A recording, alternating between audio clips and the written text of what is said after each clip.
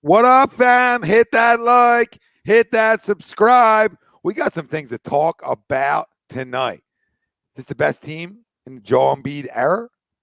Joel and James Harden signs a contract. We'll get into it. A2D Wednesday nights, baby. That's an intro.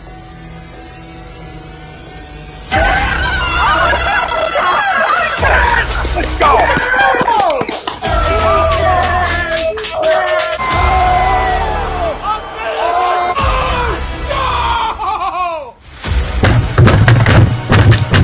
This ain't the fuck night. Oh, this game, he stinks. Oh, shit. It's gone.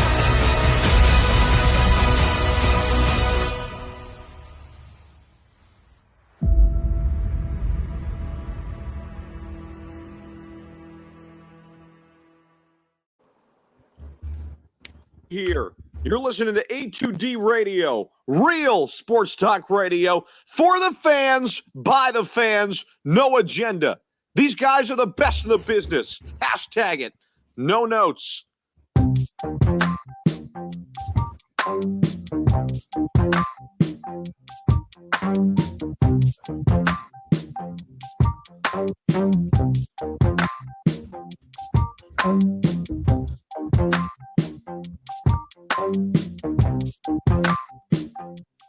Welcome in, everybody. This is A2D Wednesday nights, only on A2D Radio. Every Wednesday night, we are brought to you by BetUS, and BetUS is a leading online sports book. They've been in the market for over 25 years. You can bet anywhere in the U.S. on everything. Use promo code A2D or the link that's right in the description on YouTube and Facebook. You do one of those two things, you get 125% sign-up bonus. Frank Vespi, Greg Moakovic, Michael Chromiak, fill in our bottom line here if you're watching the video side of things. Ralphie D, Ryan Brodo, I'm Tom Arnone. We're up at the top. And I know people have been talking about, hey, I want to see some names. So we just dropped you some names. All right, we gave you little names. A lot to talk about. James Harden officially signs his deal. And I say deal because it's only a 2-year deal, which is really a 1-year deal, depending on how he feels next year. Year one, $33 million. Year two would be about $35.5 million. Okay. And he can opt into that at the end of the year, or he can test free agency. So we'll worry. We'll keep our feet where our feet are, and we'll worry about year one. We appreciate the discount. We were able to put a roster together. That ties into our main topic at hand, which is this the best Sixers team of the Joel Embiid era? Right now, our poll question brought to you by Manscaped. Get 20% off and free shipping with our code A2D at manscaped.com. It's time to unlock your confidence and always use the right tools for the job. Throw out your old hygiene habits and upgrade your life. Lawnmower, weed whacker, ball deodorant, regular deodorant, like a body spray, like better than Axe, okay? Not a stenchy, all right? 2-in-1 shampoo, conditioner, body wash. I mean, take care of your body, not only for yourself, but for your loved ones. Don't be a haunted house, all right? That's a bunch of hoarders like I'm living in, supposedly. Got a haunted house. We'll talk about that later on in the show, all right? It's a little tease for the haunt. Clean your balls up. Get 20% off and free shipping with the code A2D at manscaped.com. Our poll question tonight, which is a tough one, okay, because depending on how you want to look at it, and it's the current Sixers team is the best team of the Joel Embiid era. Do you agree or disagree? Let us know. Facebook, YouTube, Twitter, that's where we're live. Everywhere. I mean, everywhere. You get your podcast, we're there as well. Hit the like, hit the subscribe. Give some reviews. Hit a 5-star one time. We'd love to have you. When we talk about family here, we mean it. We'll get to all your comments, questions throughout the show. Make sure you comment and answer on our poll question. And let us know where you're tuning in from. And if you're a first-timer, make sure you subscribe. Follow. If you're not a first-timer or you're just in here, hit the damn like. It's free. It's free. I mean, who gives free shit away? You know what I mean? Nobody does. Tough poll question, okay? I already know Brian Wilson chimed in. He disagrees. He thinks the Jimmy team was better, and I understand that, right? On the surface, I totally understand that. I agree. and I'll tell you guys why. All right, one, to me, Tyrese Maxey is the X factor in this entire conversation, because what you saw from year 1 to year 2, if you see half a jump next year, that guy's arguably the second best player on your roster, and arguably could be the second best player on either of those teams' rosters. Okay, and that's not taking a shot at Jimmy. That's just talking about pure growth. How much does he grow this year?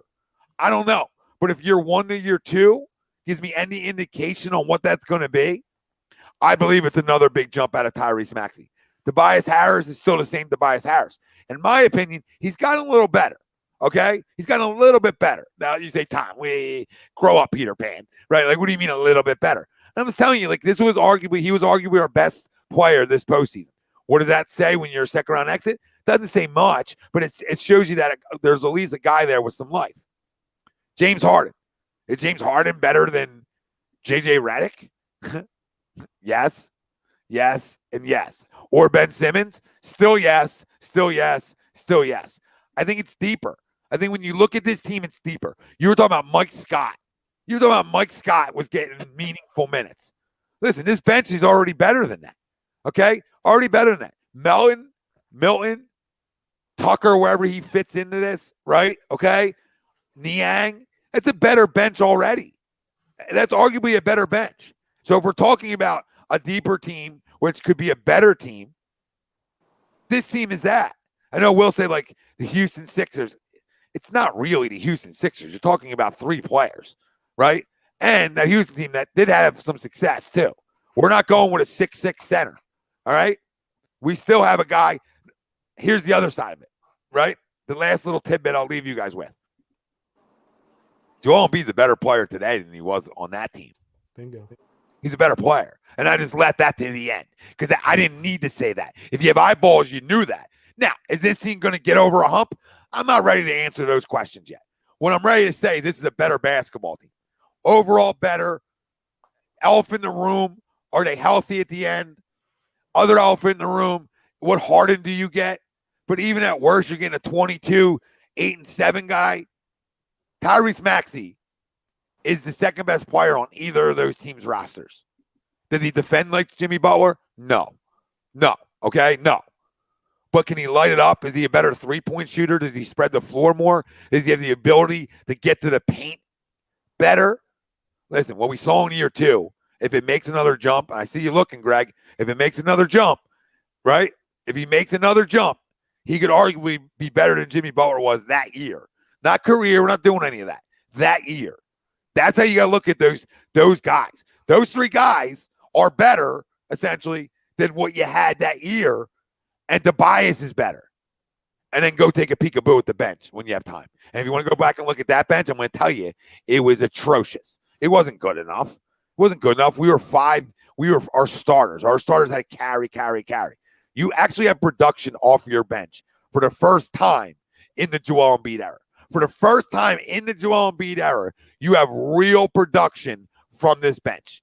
Somebody try to disagree with that, and I'll start exposing other you-know-whats. Welcome in, everybody. A2D Wednesday nights. Tom, can I I'll finish right where you left off when you talk about the bench. I'm going to name you guys because it's been a minute, and it feels like it's all a blur, right? Because especially we don't want to remember how that season ended, right? But I'm just going to name you the first 3 guys off of our Sixers bench, just in the playoffs, right? Because, I can go to the start of the season when you had like the Wilson Chandlers, the Robert Covingtons, the Darios, the Markelle Fultzes. That was the year where we had like 17 starting lineups at one point before we made all the trades. But in the playoffs, where, we really care about this team, our first 3 guys off the bench were James Ennis, Mike Scott, and I'll just quiz everybody on this. And if you guys don't remember, I don't blame you. Do you know who the go-to backup center was in the playoffs behind Joel Embiid? Forgot. Go ahead. Greg Monroe. It was Greg Monroe and Boban Marjanovic. So off the bench, it's not even close, right? DeAnthony Melton is far superior to anything we had on that bench. Danuel House is way better. Well, Listen, really, it was Forgot Amir about Johnson, by the way, because Monroe wasn't on the team, I think, the whole year. Yeah, he was a Playoff. last-minute addition. Yep. Playoff time, I think it was Amir Johnson was his backup, which, I mean, that's not hurting your argument, by the way. Yeah, and then Right, they benched I him. forgot He's in the House. Big Three league right now, so. Not that he's like great, but I forgot about Danuel House. He's a solid. Like I roll my eyes when I see like people with blue check marks on Twitter trying to put him in the starting five. Like, oh, here's your solution for your starting small forward, Danuel House. All right, let's relax a little bit. I don't even think Daryl, old Rockets guy is going to say that, but he's a solid 7th or 8th man off of your bench, and again, way better than anything you had in 2019. So off the bench, it's not close. And I left guys off that are way better on this roster than were, on that roster in 2019. But to your point, the two constants in that roster and this roster is Tobias and Embiid. Tobias is a much better player than he was in that season/series or 2 series. Embiid is not close. Like Embiid, I don't want to say like Embiid was ever terrible because it's not. But if you look at the two, Embiid was like a freaking rookie compared to what he is now. I mean, back then it was like anytime he put the ball on the floor, it was an instant turnover. He's made leaps and bounds. I mean, he's an MVP. He should be, a 2-time MVP by now, or at least one. We weren't having that conversation back then. So then you look at it, okay, well, those two pieces have improved. Maxey or Redick. Redick had I believe that was a career high that year in 2019. Definitely a career Sixers high. That's cute. But, I mean, Tyrese Maxey, I like better. And listen, they're both of them are not going to give you any defense, but I'm going to side on the potential of Maxey getting better. Like, I'm not even talking about the player Maxey was last year. I think he's going to get better than that. Astronomically, who knows? I think that's a little unfair, but I'll side with that. So the biggest argument is Harden versus Butler. And if you take Butler, that's cool. I mean, you see what Butler's done the last 2 or 3 postseasons, carry the team on his back. So I don't blame you. So that could be like a legitimate argument, especially based off if you think Harden's going to, now that he's in shape and, he's familiar with the system and all that stuff. Do I think he's going to bounce back in comparison to last year? Yeah. But even as bad as he was last year, especially in situations, he was the only player in the NBA to average 20-plus points and 10-plus rebounds. No, I'm sorry. I think it was assists. It was 20-plus and then 10-plus. So even when he was bad, he was still good. Harden. Yes. Harden. Yeah. Listen, Harden is what Harden is. I mean, I think he can get better, but this starting five, depending on who you're putting at the small forward, I think is better. And the reason I compared Maxey to Jimmy is I'm looking for what second option is better. The way he shot the 3 ball last year was a ridiculous jump. Ridiculous. So if he takes a half a jump more than that, he might be arguably the best 3-point shooter in the league. Like that's a lot to ask, but it's not a lot to ask for him to be top 5, right? That's not a lot to ask. And if he's top 5, and how does he get better, right? He gets better defensively, which I believe he does because he's got a dog in him, okay? And his scoring goes up. Makes sense? Where, all right, if he's averaging 22, 24 a game, he's better. He's almost better than that guy. Yeah, and I just want to clarify real quick, and I'm not even basing it off of the chat. I was going to say this anyway. Just because I'm saying, and I'll just speak for me, I don't want to speak for everybody. Just because I'm saying that this team on paper or projection-wise is better than 2019, don't think that I'm instantly penciling them in for an NBA Finals berth or a championship. Like, I still think, like, while you have positives on, hey, this roster is way better in places than in 2019, I still think there's a handful of things that are still going against this roster. And I'm not saying, like, listen, the only moves you're going to make if you're Daryl Morey, if it's not a trade, which I don't think they're going to trade at this point, is like, mid-level exceptions, veteran minimum. So I don't know how much that's really going to affect anything. But I just want to make sure everybody understands that I think this team is better. I think they did a good job of improving some of the pieces and spots where we needed to. But by no means am I saying, expect a parade this year. Oh, I'll say one more thing, and then please circle the room, guys. But I'll go. I'll dive in. I mean, my water is warm. I mean, this team. If Joel Embiid's healthy, this team will be in the Eastern Conference Final. Like, I'll say that every year as he continues to get better. That's the unknown. So people can say, "Don, you're being a homer." No, I'm not. That's the best player on the court. If you have the best player on the court, I said it this year, right? If that best player on the court is playing, it's hard to beat them. And now with a bench that's actually serviceable, I'm not crowning any offseason, KZ. I'm telling you, it's a better basketball team. You can call that crowning. I said every year, if Joel Embiid's healthy, this team has a legitimate chance to go to an Eastern Conference final. And I'll stand by that. And if he can give us a healthy year / postseason, this team will be in the Eastern Conference final. Does that mean parade? Listen, one step at a time. One step at a time. First off, no, it wasn't. Jimmy's high. Jimmy, what the hell Jimmy must have been on a bender the last couple of nights because, I've been listening to some of Jimmy's takes, and I don't know, I might be out on Jimmy. I used to like the kid. No, yeah. When I saw that the Sixers are the worst run team, I'm like, damn, what kind of drugs are you on? And may I have some? Like, the Flyers are in better shape than the Sixers. The Flyers died. Are you insane, man? I mean, the Flyers did die, yes, but yes, they did. Yes, man. they did, but they still technically. This is ridiculous. The roster was a million times better. That's a joke. There was no bench. We just discussed it. Melton's a better bench player than we've had. Melton, when healthy, is a very good scorer off your bench. Okay, I don't care what anybody has to say about that. Danuel House can shoot the three, right? He used to be able to. We'll see if he still can. Niang can shoot the three. He's okay, high. And then what's your PJ Tucker, wherever he might start, right? How are you going to rebound the ball, Casey? Are you fucking guys okay tonight? This team got tougher. We sat here and jerked each other off, fucking ski poles, begging for this team to get some toughness. Their leader asked for PJ Tucker, and they delivered on him. And it's not over yet. You might see a Morris twin here. Like, it's not over yet. All right? It's not done. It is not done. And we're not getting past Boston. Steve, if Joel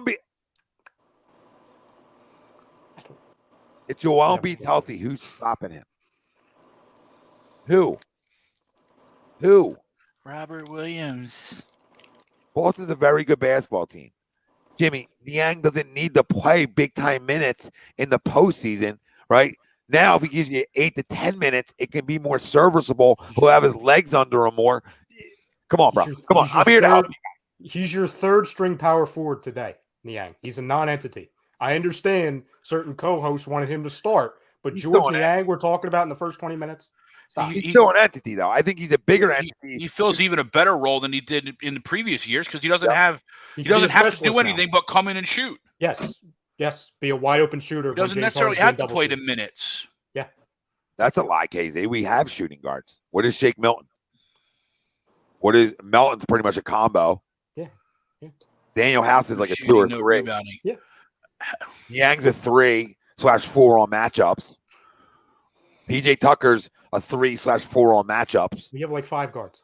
So I don't know what I think we have two guys that were in the top 10 percentage of corner threes last year. Melton and let me pull up the other guy. I think it's Maxey or Tucker. Yeah, it was PJ. He was number 1. PJ Tucker. Corner threes last year. In this offense, that's the shot.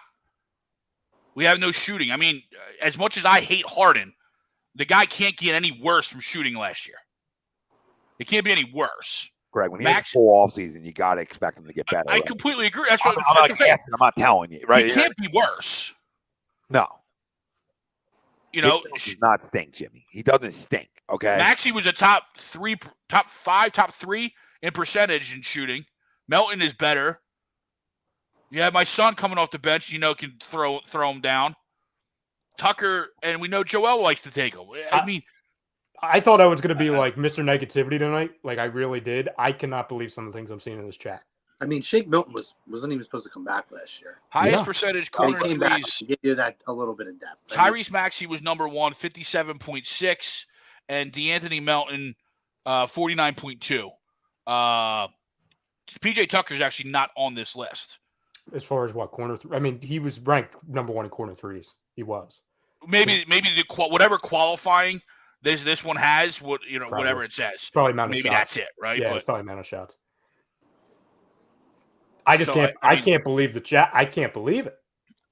Yeah, I'm so iffy. Like I'm more like a little bit on Wilson's side there with the Philadelphia Rockets in terms of building together, right? Building this roster. But you guys already mentioned alone. The bench alone is 10 times better. You can split hairs on the starting 5, right? You can split hairs and say Jimmy's better than Jimmy's better than James or James is better than whatever, right? You could split hairs on the starting five because I do think those teams are close. Right? Obviously, that was the best team prior to this roster. Everything comes down to starting-wise, everything comes down to what James Harden do we get. Right? And again, I can't believe I'm necessarily on this side, but this chat's forcing me to go there because they're being so ridiculous. It's the funny. Bench alone, though, yes, is so much deeper and so much more talented. Just your top 3-4 guys. You don't even have to go all the way down the list, right? Just the fact of bringing in Melton, bringing in House, who we know is a savage if you're sneaking in chicks to the bubble, right? So what are you going to do when there is no bubble, right? Milton, whatever. Milton is what he is. Shake is good when he's healthy. Yep. Shake's, he's not going to light the world on fire, but he's a serviceable pro. Obviously, he's still around. And then you got Niang and he's young, by the way, or Tucker, right? You don't even have to go to Shake if you count Tucker and Niang after that, right? Because it depends on your starting five. Whatever. Greg, and Shake is still young as well. Correct. Very young. Early. Absolutely. Still probably 24, 25. I don't want to talk ages because we know. I think he's 24. We know my track record. Is he not? Listen, when he's healthy? Is he not a guy that can give you double digits off your bench? Absolutely. And get hot sometimes. Like, come on, guys. Yeah, it's the most simple. Guys are. It's the most simple exercise in the world. A healthy Shake Milton. Is he not equal to, if not better than James Ennis? The answer is yes. And Shake Milton on this roster is like the 8th or 9th man off the bench. James Ennis was the first man off the bench. So that, we could just end it there. You know what I'm saying? I understand, right? If we still have question marks about this roster and, we need a backup center, we need another small forward. I get that. But is everybody in the chat, or not everybody, but a lot of people were saying, oh, guys, you were crowning this roster. No, Chet, you're crowning a 2019 roster that, just in case we didn't remember, didn't get past the second round. It'd be one thing if it was like a championship team and, oh my God, nostalgia. That team did nothing. Let me jump in. Nothing. Let me jump in at that point. So before you go, Chrome, I agree. Yeah. And I didn't think going into it, I was going to agree. Yeah. I probably would have put them 2. I think you're close. So I'll agree. Go ahead, Chrome.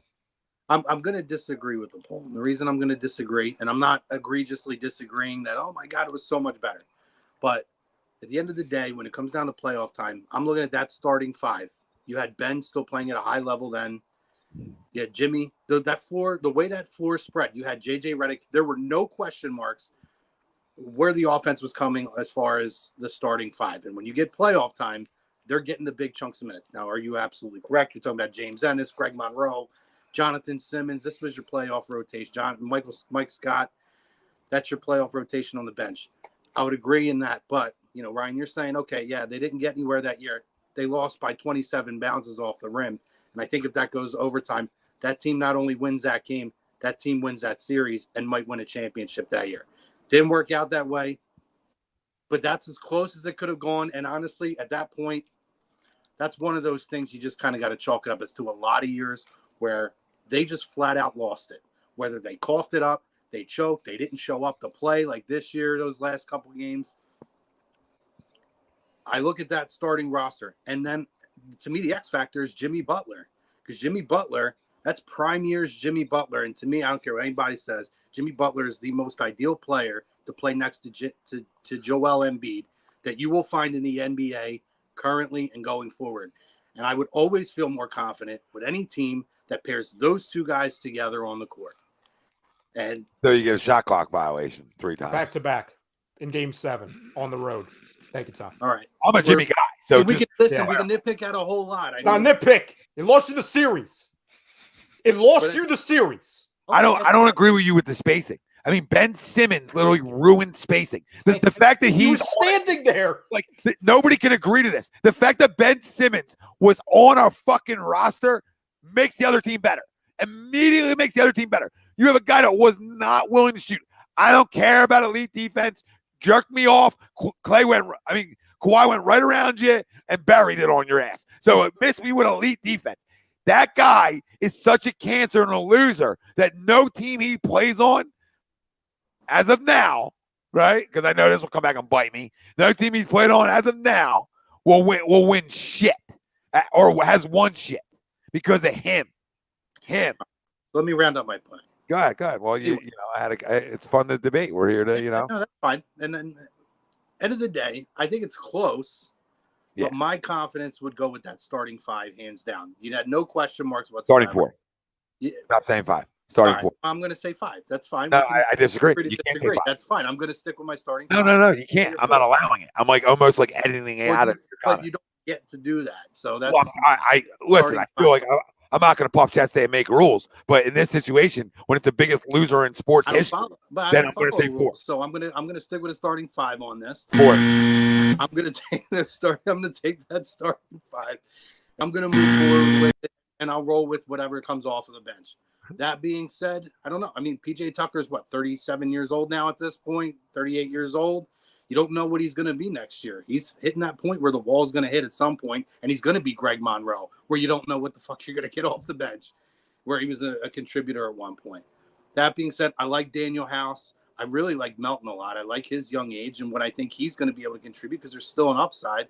The potential is there. But until I see it on the court, I have to roll with I like that starting 5, and I will roll with that starting 5. Mr. Rudy Poo, I appreciate the super chat. Chrome, thanks for the debate. I appreciate the super chat, Mr. Rudy Poo. He says Shake Milton does not deserve the amount of defending. I don't think anybody's defending him. So, like, you know, I'm not defending. I'm not crowning. Nobody here's crowning Shake Milton. They're pretty sure we understand we need a few more pieces so we don't depend on Milton. I want to, with a few more pieces, I want to add this. How many players are you going to have? Sorry, how many players are you going to have? I don't think we're depending on Milton as it is. He's like a 9th guy off the bench right now. I'm going to add this too. When I compare, to me, the biggest depth issue is center. You had a depth issue then. You got a depth issue now because you got a young guy who can't stay on the court, and you had 2 guys who had no knees when they were on. Well, 3 because you can count Boban in there too. You know what? I don't think it's an issue. None of them. I love Boban, Ryan, but let's call. No, you're right. He sucked. He sucked. Had no knees in the playoffs. This is why it's not an issue. This is he why was better at hustle. Boban was better at hustle. Yeah, the backup center is not an issue to me. And then Johnny, I'm going to read your super chat. We appreciate it, but the backup center is not an issue to me because, like, guys, if he's healthy, I don't give a fuck who the backup center is. Okay, hold on. If he's not healthy, we ain't winning shit anyway. This is simple. This is the simplest conversation of all time. Backup center does not matter, okay? Because if he's healthy, it doesn't matter. If he's not healthy, it still doesn't matter because who in the league has a guy that's a backup center that really brings you something? Really, the backup that really brings you something. You maybe can name 2 or 3 guys if you're lucky. Just being honest, like it's, you know what I mean? People, it's not a deep position in this league anymore. It's just not. I think I think the problem is it's not like, and we saw this with Drummond. And again, I don't want to see people in the chat being like, "Oh, you guys are crowning Drummond," even though he's like a folk hero, right? You know, he still is. We should have never traded him. But to me, the issue is not the backup center; it's the dramatic fall off of going from one of the, if not the best center in the game, to a guy who should not be on the. But that's how it goes, though. That's how it goes when you're building a roster. Like, you listen, hold on. Charles Bassey can play 15 minutes a night in the regular season, and he's not going to kill you. Clip that. Kill you. Clip that. I'm not telling you he's going to be Andre Drummond. I'm just telling you he's not going to kill you. Paul Reed could kill you, but there's times where a guy like that playing in the regular season also isn't going to kill you. It just brings you a little spark, right? Yeah. So either one of those guys are not going to kill this team. And they're better than the alternative. And I'm not defending these guys. Like, right? I'm not. I'm just saying the alternative is old guys with bad knees, right? Or old guys who have no lift. So I'll go with the 2 younger guys and say, you know what? I'm not going to win nothing if the big dog ain't healthy. And I can manage his minutes with those 2 guys that can give me something. Make sense? Like something. It's not going to kill you. If you want to if we want to sit here and worry, you can't even worry about the backup 4. And I'll say this: Tobias Harris plays the most minutes in basketball, essentially. Like, he doesn't come off the court, so the backup 4 doesn't matter either. I'm just telling you guys how it is. Like, nobody in the league that has the best player in position says, "Man, I don't have nobody behind him." Of course you don't, because you have the best player in the position. It's hard to have a guy that backs that up, that really brings you something. Like, outside of young guys and hoping they develop. The only part I disagree with, right, because you're correct with, like, there's always going to be a fall off when you have a talent like Embiid. It's that and this is more of just like a worry from the past. It's that there was no middle ground, except for, again, a few months of Drummond. And Dwight had his moments, but Dwight was a friggin' idiot. Dwight's walking technical and 2 fouls and brick for hands. But it was that you went from Embiid, who's a top center in the game. We're not going to do the argument for the people in the chat. And then you had a guy who literally did not know how to play basketball. That's the issue. Like, again, I'm not even crowning these names, but a Robin Lopez, a Hassan Whiteside, a DeMarcus Cousins, they look like freaking Hall of Famers in comparison to some of the schlubs that we've been trotting out there the last 4 years. Of course, but the point is like you can name maybe 3 guys, and I'd probably argue 2 of them stink at this point. But you can name a couple names that come off people's benches. First off, Al Horford does not come off the Celtics bench, so he does now. Well, maybe now, but like I don't consider him whatever. He's a 4/5, whatever you want to put him. The point is that this is what you have to do as a basketball team. You have to hope that Charles Bassey can develop into a backup center because he's honestly better than the other options. He just is. And I don't even know what the guy is. But in 15 minutes a night, he lets your big guy rest a little bit. And I think those 2 options on your roster is better than anything you're going to go out and get now. So what you go try to do is go get one of the Morris twins, preferably the better one, to play your backup 4 for some more toughness. That's what you do. And then this roster is complete. It already is 98% complete. It's a Morris twin away from being, to me, a team that should come out of the Eastern Conference. Because now your toughness is on another level. Ralphie, Frank, what do you boys say? Right, did you go? I did not go. So, yes. Hold on, real quick. Johnny, we are going to Eastern Conference Finals. If healthy, the negative fans, get off the bandwagon. Don't get back on it. Kick rocks. I'm sickened. Thanks for the super chat, John. Just didn't want to miss it, Frank. Go ahead. All right. So I currently, right now, I do disagree to the poll. And, yes, this is a very good team. But right now, this team so far, it's TBD. I want to see how this team gels in October with PJ Tucker in the starting lineup. I love the move so far this offseason. I love the new Harden contract. I love the PJ Tucker signing. I love the bench moves that we made. D'Anthony Melton, Danuel House, Trevelyan Queen, great moves. But does another thing for me with this roster is does Daryl Morey, especially with that contract we had with Harden, does he have another move up his sleeve? Are we going to get one of the Morris twins? Are we going to get a guy like Pat Bev? That's another thing. But yeah, I like this roster. I want to see how this team does in the postseason if we do get out of the second round. I know how we do criticize Doc this past season with his lineups right now, but can Doc get it together? Let's look at Joel and James Harden's health. Are we going to see fully healthy versions of those 2 throughout the regular season? And the other thing is the backup center situation. Are you going to rely on B-Ball Paul? Are you going to rely on my son, Charles Bassey? That's where I stand on this. Right now, I disagree. It's a very good squad, but I want to see what this team does in the playoffs. Yeah, I mean, of course, but no, I mean, I think if you really want to get better, you win on the perimeter in this league nowadays. You got to adapt. And Pat Bev is a great name because he's a damn good perimeter defender. But Morris twins have no problem playing defense either at your 4, which is important too. So you can go 2 ways. Either one of those 2 names per se, I'm feeling really good, good. Yeah, I'm absolutely fine with either move that we make. It's just what's going to be the move that Daryl does first, and and where this team's going to be come the trade deadline. Is the team going to be good enough where we don't need to make another move to maybe get the other if we have one? Regardless, they'll make a move regardless. They will make a move. They will make a move. Make a move at the deadline to shore things up. They'll make right just to solidify, the bench and solidify what we desperately need. But I'm definitely looking forward to this team. Seeing a full season of our starting five of Embiid, Harden, Maxey, Harris, Tucker. I'm looking forward to it. So I'm excited. Well, clearly the Harden deal, I think they have about, give or take, $3.5 million under the cap now at this point because they have a hard cap this year. They can't go over. Right. So him taking that money and leaving a few extra million will allow them to make a deal to where if they take on a little bit of salary somewhere at the deadline, they'll have a little wiggle room. So you have to add that factor in too, that he left even just that couple $1 million on the table when it comes down to trade deadline time and you got to make a move. Having that little bit of a cushion is going to be helpful.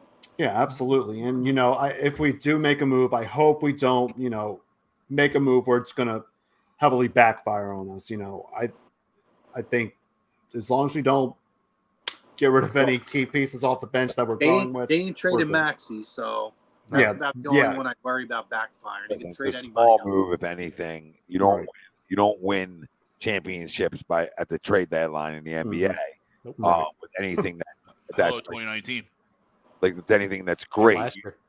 You can, what you do is you try to get a little thing that fills in that maybe brings you some more toughness or good perimeter defender or right. Like little things, like the big one's never going to win you anything. Right. You keep this core together and let them play and let them develop together. And Jimmy, I don't give a shit about how many fours. There's fours that don't need to be on this team. So, if I'm making my roster better, then that's how it goes. I would prefer a Pat Bev, like I said, or Marcus Morris. Right? I don't want Markieff. I want Marcus or Pat Bev. I said I prefer Pat Bev because it's a guard league. That being said, you don't have to follow the trend to win. Make sense? You don't have to. Stand by shit. To Chrome and Frank's point, and people in the chat too, because I keep seeing in the chat, they got to make 3 more moves. They got to make all these moves. Well, financially, they can't. I understand. Listen, Harden took a pay cut. We appreciate it, much appreciated. Yeah, no, that money on the table is so that if they make a move at the deadline, they have a little bit of payroll flexibility. Yeah, exactly, and it's exactly $3.6 million. So to reassure to the fam at home, right? That next right now. Yeah, no, it's not. If something happens before the year, it's I'll give you a couple names that were rumored on Twitter, right? And this is from a check mark. It's not from Finn Voch, for example. Oh, good. Pat Bev, Tom brought him up. Jay Crowder, Reggie Bullock, Alec Burks, Gary Harris. They would all be sign-in trades, and because they have that $3.6 million under the cap apron, they can do that. Marcus Morris would be a little bit more difficult because he's making up into the higher teens, I believe. So you would have to add more salary. Correct. But to those names, nothing flashy is coming here. So the people in the chat being oh, we need a small forward. I agree, but unless it's somebody on that list or Reggie Bullock, you're not getting anything flashier. I do like Alec Burks. I liked him when he was there first. I would have never gotten rid of him. Yeah, I would have never moved him. Yeah, I like the first team names better. I like Pat Bev or Crowder better. Yeah. Sure. Better defenders. I don't disagree, but Burks would be a nice addition to this team too. Bring him back for another cent. Shake Milton becomes very irrelevant if Alec Burks comes back here, because that's the better Shake Milton. And that's fine. I mean, Pat Bev does the same thing. Alec Burks will give you more scoring than Pat Bev, but I mean, listen, you got to be able to lock all windows and doors, as the great Mark Zumoff likes to say. And the only way you're doing that on a team that you don't know how good we are defensively, we're better, is by going and getting another guy on the perimeter that's really fucking Pomsy and brings you some toughness. Makes sense? And has been around Doc before, I believe. I believe he was with Doc for a second. I don't know if he was on that team, but I feel like he was. What? Who was the player, Tom? Sorry. Bev. Wasn't Pat Bev with Doc for a second? Oh, yeah. I believe so. Yeah, he was. Yeah. So then you get the relationship. I think it's a no-brainer. I think he fits in that money. Crowder probably gets a little bit more. I think Jay Crowder's are they free agents, those two guys? No, it would have to be sign and trade, and they both make around $10-11 million. It's a lot. So you would have to trade around 6.9 or to $7 million. Hard to do. So I mean, this roster as it is very good. It's tougher. Get the trade machine going, Ryan. Oh, I already know the trade. It's Ferk and Mattise. That's the move. That timer behind you, buddy. Oh, it's always at 50. Oh my God, I forgot all about him. Holy shit. Forgot all about Mattise. Lakers. What do you say? What up, Molly? Ralphie? What happened? Ralph. You tell turn. us. It's your turn. What? It's your Earth's around. What? He says what? To the poll, I'll agree. This team is just way deeper than it was for the Jimmy Butler team. The Jimmy Butler team was just way top heavy, too top heavy. With Joel, Ben, and Jimmy. This team that is currently constructed right now is definitely way deeper than that team is. And I think going forward, I think you guys still make those moves going forward. Either a Markieff Morris or a Marcus Morris or whatever the Morris fucking twin is that's left out there. Jesus Christ. Yeah, Markieff. Good to have you. Yeah, that's out there. So I'll go ahead. I'll go with agree on this one real quick. Good to have you. Get to that one. Listen, I'm always here. Red Sand, I'm going to say this, and this might not go over well. We sort of forgot about a name who I think is actually going to be the starting small forward, and if he's on this roster, and that's Mattise Thybulle.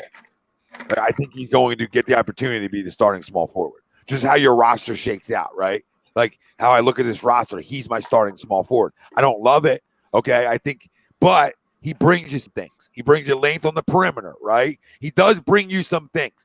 Can he shoot enough? At least he's willing to do it, right? So if you're willing to, that works for me.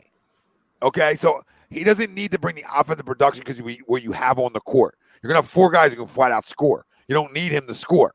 You need him to be a great defender, right? That's what you need him for, right? And a guy that's willing to take an open 3. Even if he starts and plays 20, 25 minutes, right? It doesn't really matter.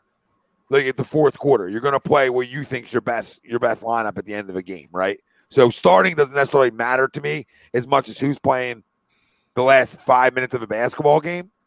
But I think Mattise Thybulle has to be your starting small forward if you're starting your season tomorrow.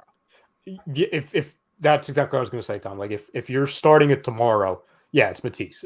I would say if you're even just keeping it, amongst the people on roster, I would say Mattise Thybulle was the favorite just because he's done it before, right? And they, I don't go as far to say he fits with anything because if he doesn't attempt to shoot, we know how that can roll. We saw it with another Australian in the past. It might be beating a dead horse at this point, but I'm still convinced the starting small forward is somebody who's not on roster. And the only reason why it has not been made yet, it's because it's a deal that can make it at any time. I think Daryl knows that it's something that, it's on speed dial. I got to just dial 2, and I can make this deal in 35 seconds, a week before the season starts. Listen, I know you love trades, and I know Daryl loves trades. But, again, you got to have somebody that wants something, and you got to feel like you're getting back something that makes you better. And San, I'm not falling for tricks. Like, do people listen? Like, I don't know if anybody listens. No, they don't. Like to what I said. I said I'm not a Mattise guy, but he is a good defender. And like Ryan said, but the fact is he does fit into the starting 5. He is the starter. Tucker can't start. He can't start at your 3, depending on who you're playing. Like if you're playing the Nets and for some reason KD's running the 3, sure. Like it's about matchups, man. It's about matchups, and it's always going to be about matchups in this league. Reggie Bullock's a good name, John. He's obviously better than Mattise. But is he a better defender? The NBA doesn't think so.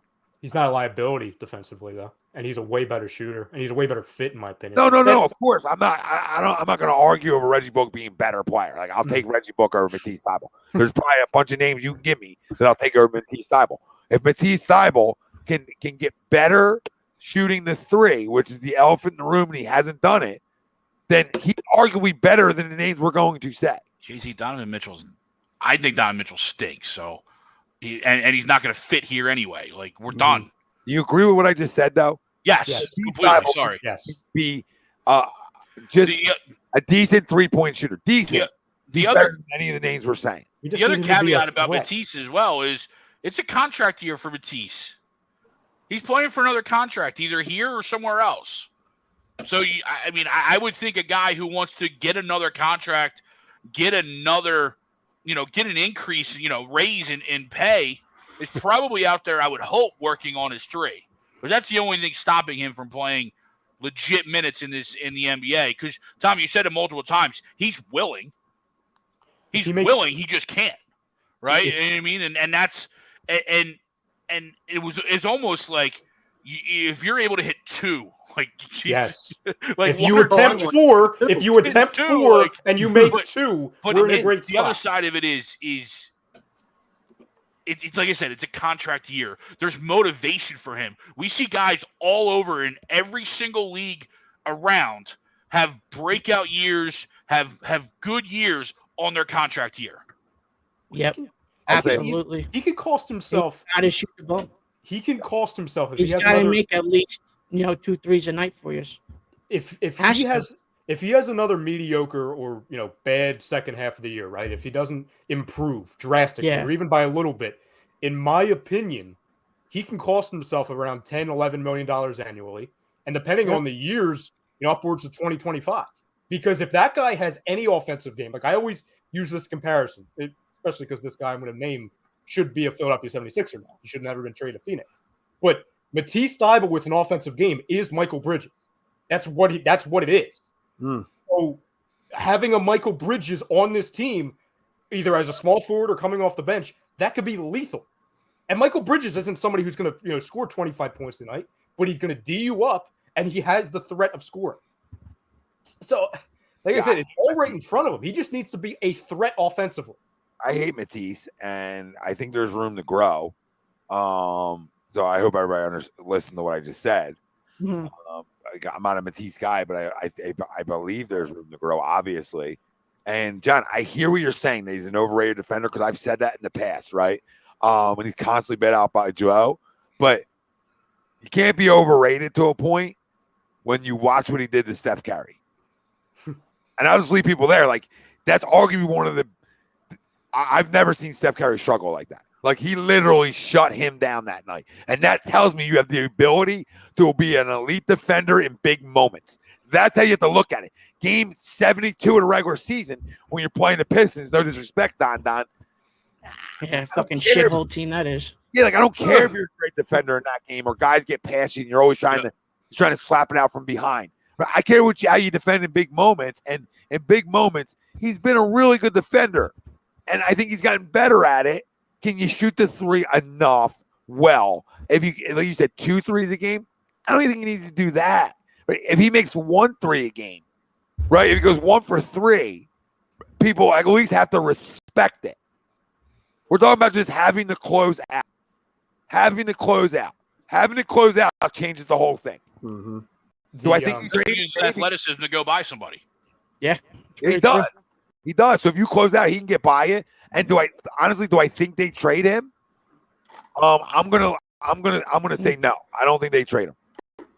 I just don't think they trade him. I think that they believe their analytical people would almost tell them not to. Fucking nerds are fucking. Yeah, I'm not a nerd guy. Like, I don't know about Reggie Bullock. Nerds are scratching their neck right now. Ralphie, we don't watch Reggie Bullock every night. So like, no, like I he think does. he's good, but I don't know if he's a gigantic upgrade. I don't know if he's a gigantic upgrade. He might be an upgrade-ish. He's definitely an upgrade of what you had over the last 2 years. That's for damn. Maybe not the last 2 years. Definitely last year. He's definitely an upgrade, but that's not saying much. That's like saying hey, you're alive. True, but is he an upgrade over a second-team all-defensive player?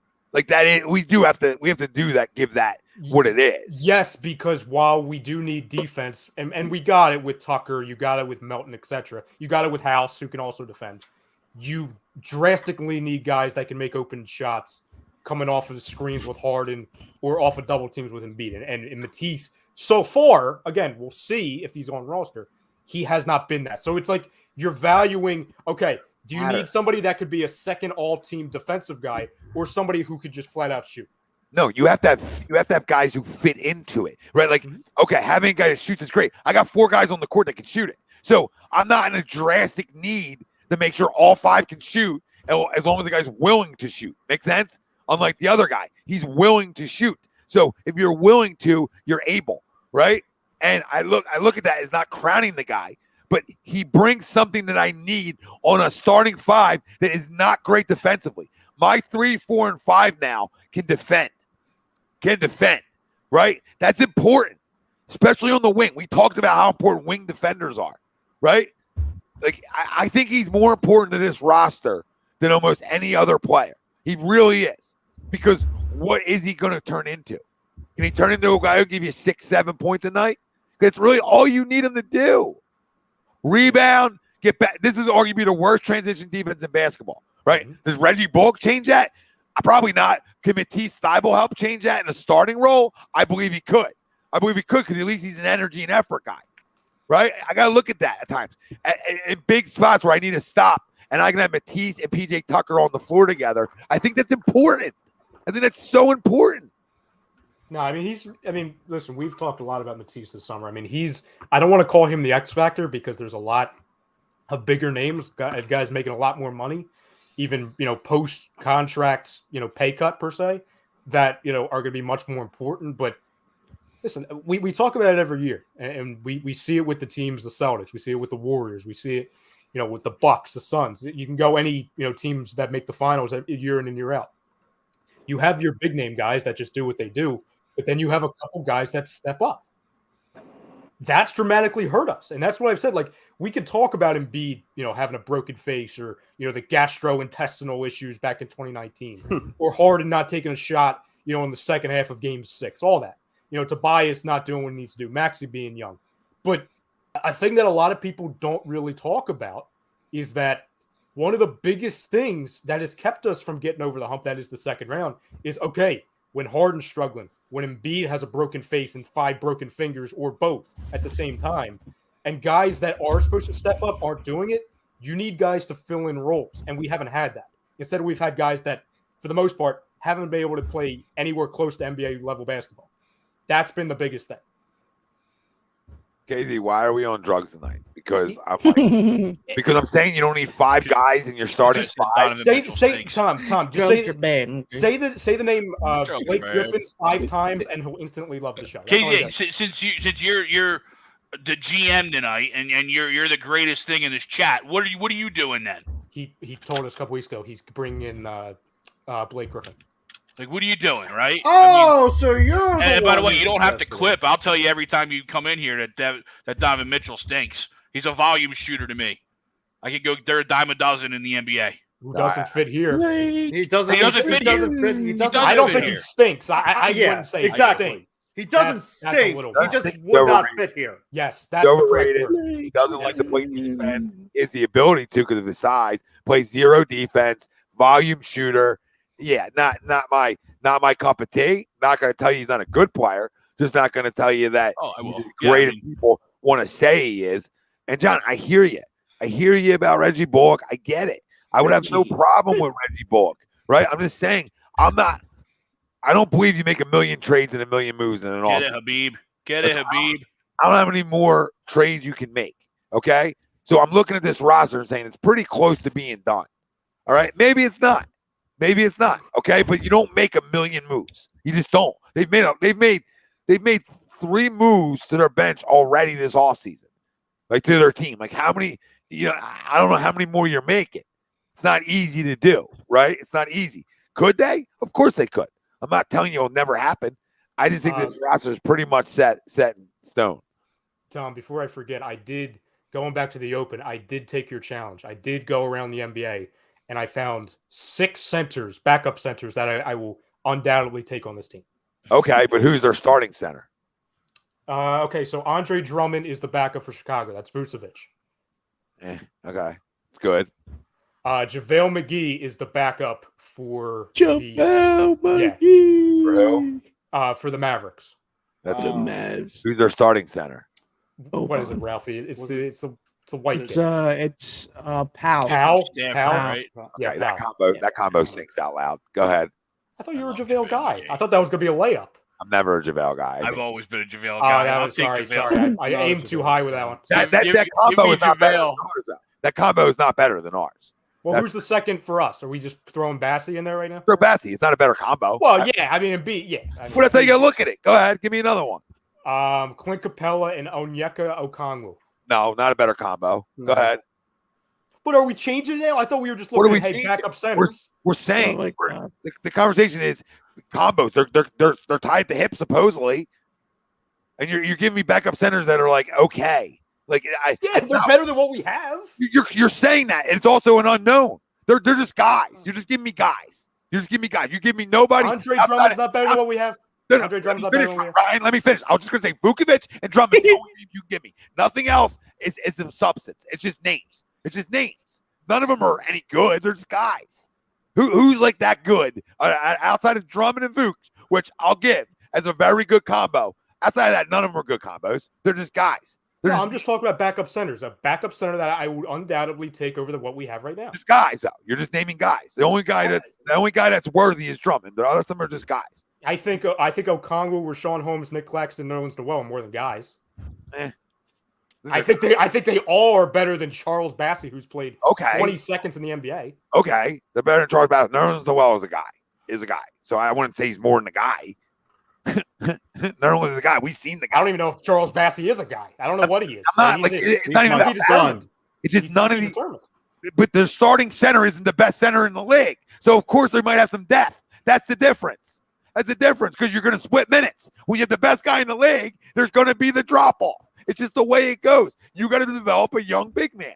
That's just how it goes. Or you're going to continue to band-aid a backup. I'll say it again. I don't give a fuck. Me, you, Ralphie can back up Joel Embiid if he's healthy because it won't matter. And if he's not healthy, we're fucked anyway. So anyway, Joel McGee's not cutting nets down for me if Joel's not playing. But that's the conversation. You have the best player in the league. You're going to have a drop-off.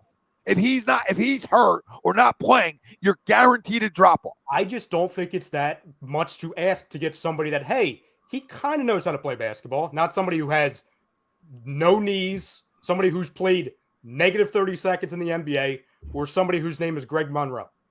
I don't think I'm asking for a ton. I'm not asking for that either. You have to develop a young basketball player. I agree. That's why we drafted him in the first place. Right. You're going to continue to band-aid it if you don't address it in the draft. That makes sense? You're going to continue to band-aid that backup position, which I'll say a million times, does not matter. It does on this team, though, when your starting center has only played a career high of 68. That's my Chrome. Then break the whole fucking thing up. You guys are missing the conversation. If he's not healthy, it doesn't matter. It doesn't matter. He is healthy. He was healthy all last year. I mean, year. that statement is true. If Embiid is not healthy, it doesn't matter. It doesn't matter. And he's healthy and did what, Chrome? But did the backup center matter when he's healthy? But he played 68 games. There were still 14 games that a backup center has to start. That he's not in the line. And that was a career high by far. Okay. And JaVale McGee's going to replace that? It's a Band-Aid. Everything's a Band-Aid. You still have to consider, though, the fact that there's going to be guys who are going to get minutes on this team in a starting role. Welcome to the league. Joel's not playing. So that's a fucking 82 games really doesn't matter. It's very Are we watching the same sport? Everybody load managed? Everybody tries to get through it. Okay, they want to shorten the season. They're jerk-offs. The point of the matter is, if he's healthy, I don't know. I feel like this isn't be understood. If he's healthy, I don't give a shit who's the backup. And if he's not healthy, we're going to be fucked no matter how we look at it. Maybe DeMarcus Cousins could save us. Okay, he's not winning the championship. Andre Drummond, I like Andre. Not winning a championship if Joel's hurt. These guys are helpful to have. And this is where I'll say, Ryan, what you're saying. The backup's helpful. It's just a helpful thing. It's just it's a nice thing to have. But if the guy's not healthy, fuck the backup. 68 games back to back. He has never been healthy. We have to trade him. Don't trade him. Don't trade him. That's what I'm saying. But we're not going to sit here. We can't keep saying if he's healthy. We say it every year because he's never healthy. So let's not ignore the fact that the backup position in this organization has historically proven to be something important. They just haven't addressed it properly, except for last year. And when they did, they had to trade that asset. Chrome. Who's the best player on this team? No, at the end of the day. Who's the best player? No, at the end of the day. Who's the best player on the team? If he's healthy, everybody knows if he's healthy. Who's the best player on the team? So you have to address that position. Who's the best player on the team and arguably the best player in the league?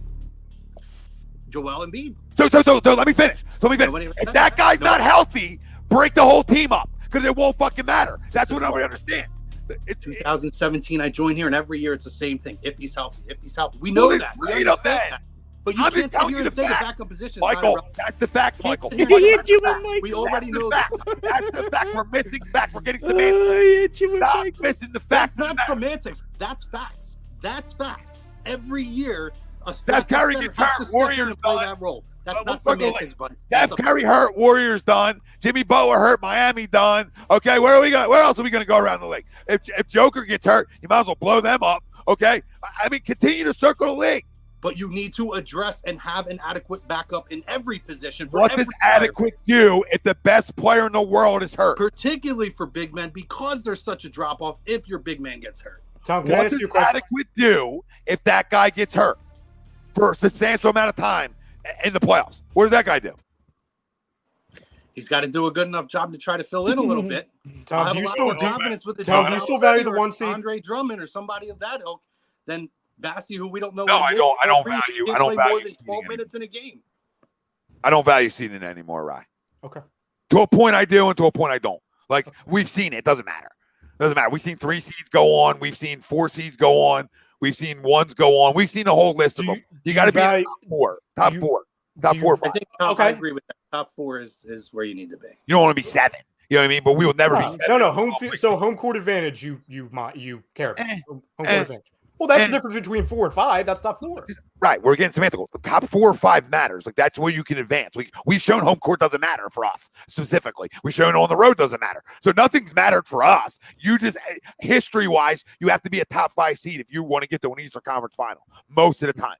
Right? I would prefer 4, but nobody in this chat or on this panel would say if Joel Embiid plays 65 games, this team is a top 4 seed. Write it down, fucking put it in your journal, call it a day. If he doesn't, we stink anyway. Shit, we're just a team. We're okay. We're like, okay, we maybe can do stuff if Maxey scores 35 a night. Like, come on. And where you and I would say Chrome and I and you differ is that I think Chrome and I value the minutes even in the playoffs where Embiid is off the floor. And before you say, of course, it's going to drop because Embiid's off the floor, you're literally going from the best starting 5 to the worst. You are plummeting. And you never plummeted when you had Dwight Howard and you had Andre Drummond. That's my point. Can I say something? What do star players do in the playoffs? They play a ton of minutes. When he was healthy, look at the plus minus of Greg Monroe that playoff season. Look at the plus minus in like an 8 or 9 minute, 10-minute stretch. His plus minuses were like minus 17 points in like 12 minutes of play. That's a huge drop off. Yeah, you can't have that. I can think of like 5 games off the top of my head in the last 4 years where we've single-handedly lost games just because of the off minutes where Embiid's sitting on the floor. You know what I'm saying? Like that's my point. It's those 12 minutes have killed us. In the playoffs. Yes. You guys, listen, I love what you guys are trying to say because it's the entire series. It's not facts, Chrome. If he's not healthy, go back and look at the plus minuses. Go back. Go look at how much. Hold on. And how big time 12 minutes that they weren't on the court, man. Absolutely go back. Star players play most of the game. That's not. Star players have to play most of the game in the playoffs. Do you watch the NBA playoffs? Star players have to play almost every minute. They have to play at least 40 minutes a night. Okay, that's just the facts. You want to talk to me about facts? That's the facts of the NBA for years. Even play in the playoffs. Chrome, is that fact for the NBA for years? Because if somebody says no to that, then they're liars and they're trying to fit an agenda or fit their argument. Star players play 38 plus 40 minutes in the playoffs, and some guys will play all 48. I'm not telling you Joel will play all 48. Not a lot of them at their replacement when they play 10 or 12 minutes have a minus 17 or minus 21 in those 12 minutes of play. 26. Those guys are getting exposed because our bench also is stunk. So now you have a better bench when you're filling in minutes where the plus minus, you can roll your eyes, where the plus minus would change for a guy who's just adequate. If one of those two can be adequate, then it's fine. We don't know. It's an unknown. So we can argue about unknowns or wait to see what it is. I don't care about fucking Summer League. Let's see when the lights turn on, right, in the end of October, and we'll find out if one of those guys is adequate. Because adequate doesn't even matter if the best player in the world can't play. That's all my argument is. I don't know how that's even debatable. What I understand is debatable is it'd be nice. It'd be a nice thing to have, sure. I'm not arguing that. I'm arguing we go as he goes. So fuck his backup. He needs to play. He needs to be healthy, or you got to trade my son. It's as simple as that. There's no other arguments. If he's not healthy, it's time to go. I have to move on. I have to get a king's ransom and move on. And I can't believe I'm saying that. But that's the truth, guys. Do we not go as Joel will go? Yeah, absolutely. That's all the argument is. I would like somebody, Ryan, that has a fucking pulse. Sure, I fucking hate Paul Reed. I don't know what Charles Bassey is, all right? But I'm willing to give them both an opportunity because my other options stink out loud too. So I'll pray that a younger guy can get better. And then somebody said, Tom, Doc doesn't play. You're defending Doc playing younger guys, but he doesn't play younger guys in the playoffs. That's a lie too. Tyrese Maxey and Mattise Thybulle got a lot of minutes. So miss me with Doc Rivers not playing young guys. Jesus, Mary and Joseph. My God. People just leave out stuff. Like, oh, Maxey, he don't play young guys. He don't develop young guys. So a guy who develops that much in 1 year, he gets zero credit for? Well, because second-round picks don't develop? Jerk me off. Jerk me off. We go as Joel goes, and the rest of it is just things around him that need to be good enough. Chrome, I think you and I did the impossible when we got Tom to argue for Bassey and Paul Reed for like 45 minutes. I'm not arguing. I'm not arguing. And it warms the cockles in my throat that Charles Bassey has been talked about for more than 5 minutes, and I love it. We do it because we care, Frank. Frank, he really hasn't, because I keep saying that it doesn't matter. He does have it. I've seen the guy play at Western Kentucky for 4 years. I know what the guy. Well, not physically in Kentucky, but I know the potential that Charles has. I know the potential that Charles Bassey has. You know, this guy was supposed to be a lottery pick about 4 years ago. He's supposed to be pretty talented.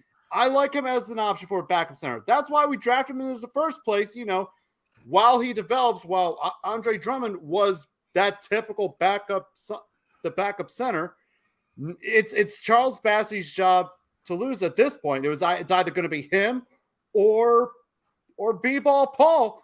But Paul Reed and everybody says that Bassey had a terrible summer league, but he's just not. I'm not going for the stats, but I'm reading some analysis. Bring him out. Frank. Crumb. I hate Paul Reed. I don't need his numbers. Paul Reed. I don't need his numbers. Paul Reed should actually start. To be he's not a center, Ralph. Go. He should actually get like 20 minutes. Go to bed. He's not a center. Go to bed. Game 5 against Miami was a minus 35 in 15 minutes of play. I can't do this with you anymore. Who was fucking hurt, Chrome? Joel was on the court. Who was hurt? Who was hurt? That's all games Joel was on the court. Yeah, Joel was there. Joel was there.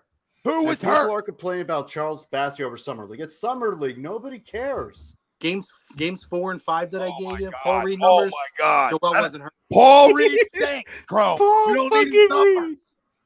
Hey, we don't need his numbers. Let's look at DeAndre Jordan, by the way. Oh, DeAndre Jordan. Here we go. Now we're doing this. By the way, which was actually the first signing of free agency. So good for him. Good for him. I think this encompasses my whole fear. It's that if Bassey can't play a little bit, we're gonna have this conversation for a whole nother calendar year.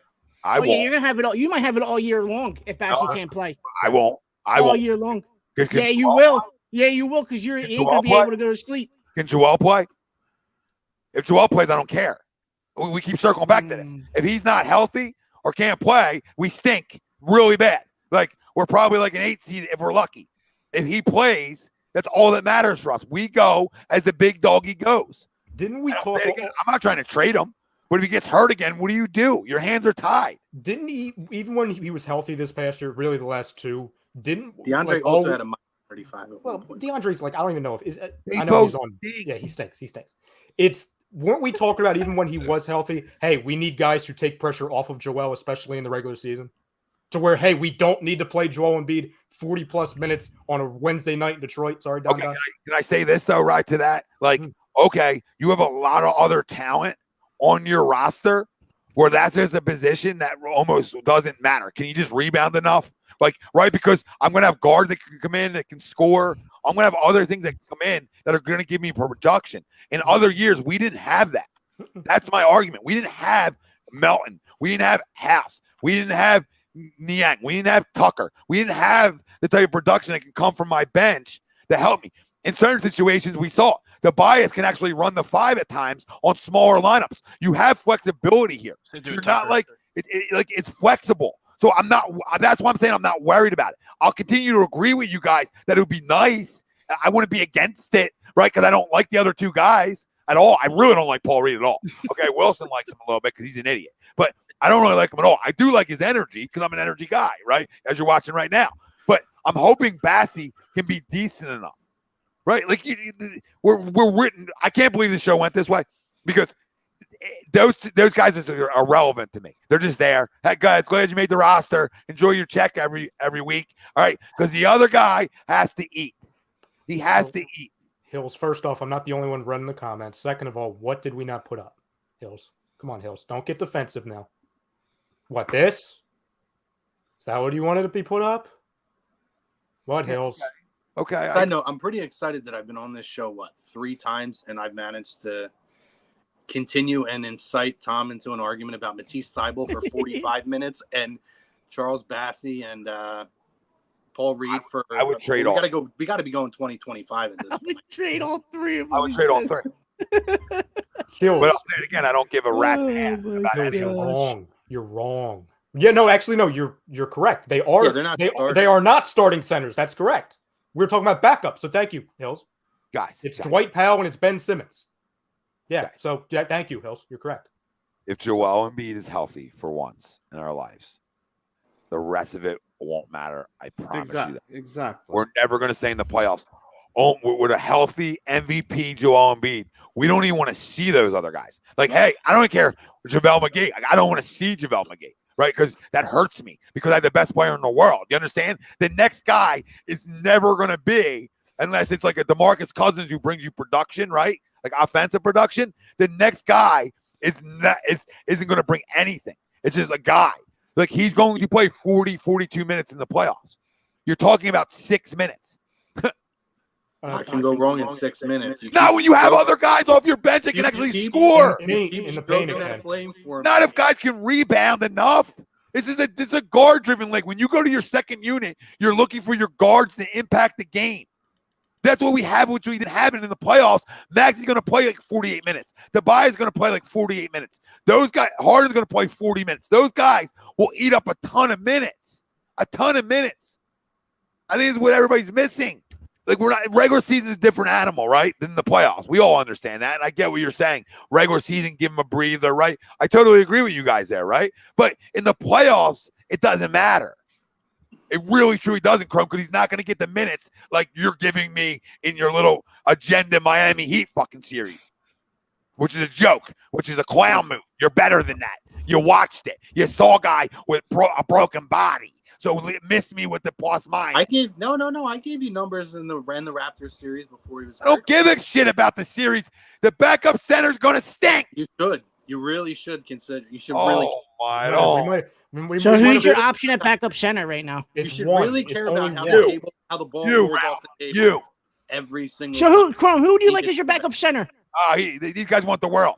Get the trade machine Who's out. your backup I want center? somebody that knows how to freaking run down right the now, court. right now we have no Run down the court. Right, stop. They're fucking professional. Everybody I Crum, would like is- who's your top guy? Who's your Dude, top you guy? for can't backup trade the center? world, guys. It's Well, not realistic. I can't have who I They want. tried to Gotta roll band-aid with what it. we got now. I would go with Bassey over Reed because I don't believe that Reed right now. I would rather roll the dice with Bassey and see what we have. I just don't think Reed can stay on the court. No, I agree. Instead, I mean, He just I got to would fit have right loved now. if a JaVale McGee or an Andre Drummond. He just got called for a foul. Right And now. the fact of Right now. seeing I had a what straight Andre ball. Drummond signed Got for, a lot less than what was expected. Fuck really- Andre Drummond.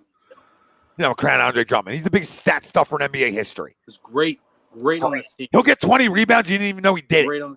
Come on, boys. Is it great? Tell him he That's was fantastic. target like 3 weeks ago. What are you talking about? That's his job. He was what? I would take him, but I'm saying he's not like as great as Chrome trying to make him out to be. In that role, behind that man, absolutely. He did a very good job in that role behind that man. And Joel was not playing. Well, we had what him did he move. do? He stepped in and what he You ended think up he's getting coming like back 20 here if we points, traded him? 28 rebounds, some shit like that. We traded him with You that should be loser. very thankful of Drummond. He got you Harden. We traded him for that loser. We traded for him sure. the deal for the loser. He was never coming I mean, back. Andre Drummond should get you a statue. I mean, if Andre Drummond's getting you Harden, then he might. Chicago Ralphie. might get Curry at the trade deadline. Ralphie, compared to the centers we have in this roster, I might give him a statue, to be honest. Because we only have one. Nice. Aside from the guy, the Embiid, we only have one center on the roster. Okay, I'll say this one more time, and I want you guys to answer this because I feel like you guys are like skipping by it a little bit. You know what I mean? And I've actually agreed to some of your points in a great argument here. Okay, but you two have not answered the biggest question in the room. if he's healthy, does it really matter? You still Yes. haven't answered. Yes. Yes. How? Explain to me how it matters. We did the I last did answer 25 it. minutes. I did answer. No, it. you In the didn't. You playoffs- just told me like, oh, like these guys can't run up and down a court. No, I said that.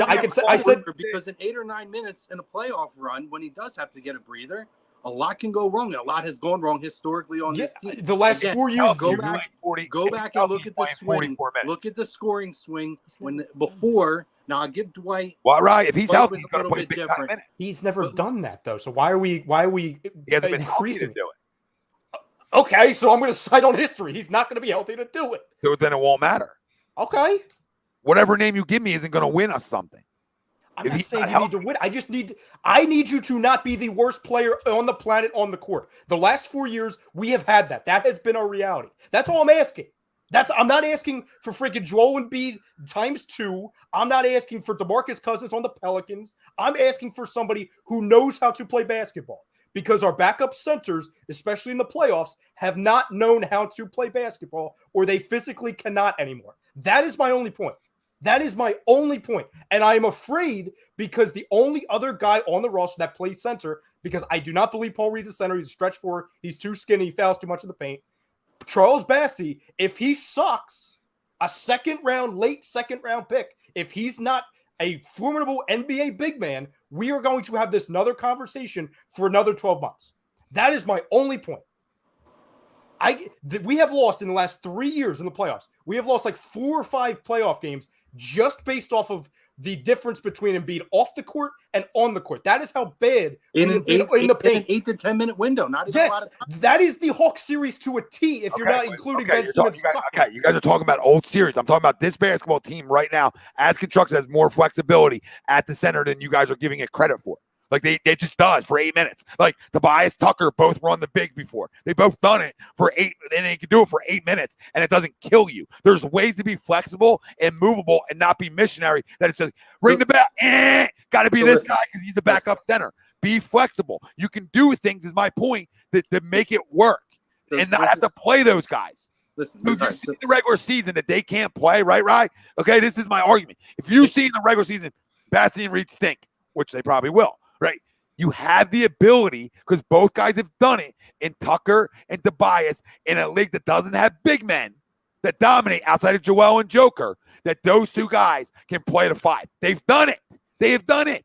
Well, Tucker hasn't since Houston, and Tobias has a little bit, but Tucker hasn't. He's a 6 But foot Tucker tall. also can defend KD, which tells me he can defend anybody. Can those two consistently do that for you? Just playoffs, Ralph. Just playoffs. Tobias just did it. He just did in the Miami series. He's really good against Bam. Really good against Bam, who's very good. There's ways to be flexible with it. It doesn't have to be ring the bell, bring in Bassey. It doesn't have to be if he's not good enough, right, guys? If he does develop, then great. We have a good thing. If not, you can move and shake, and they never have to touch the floor for 7-8 minutes of a game.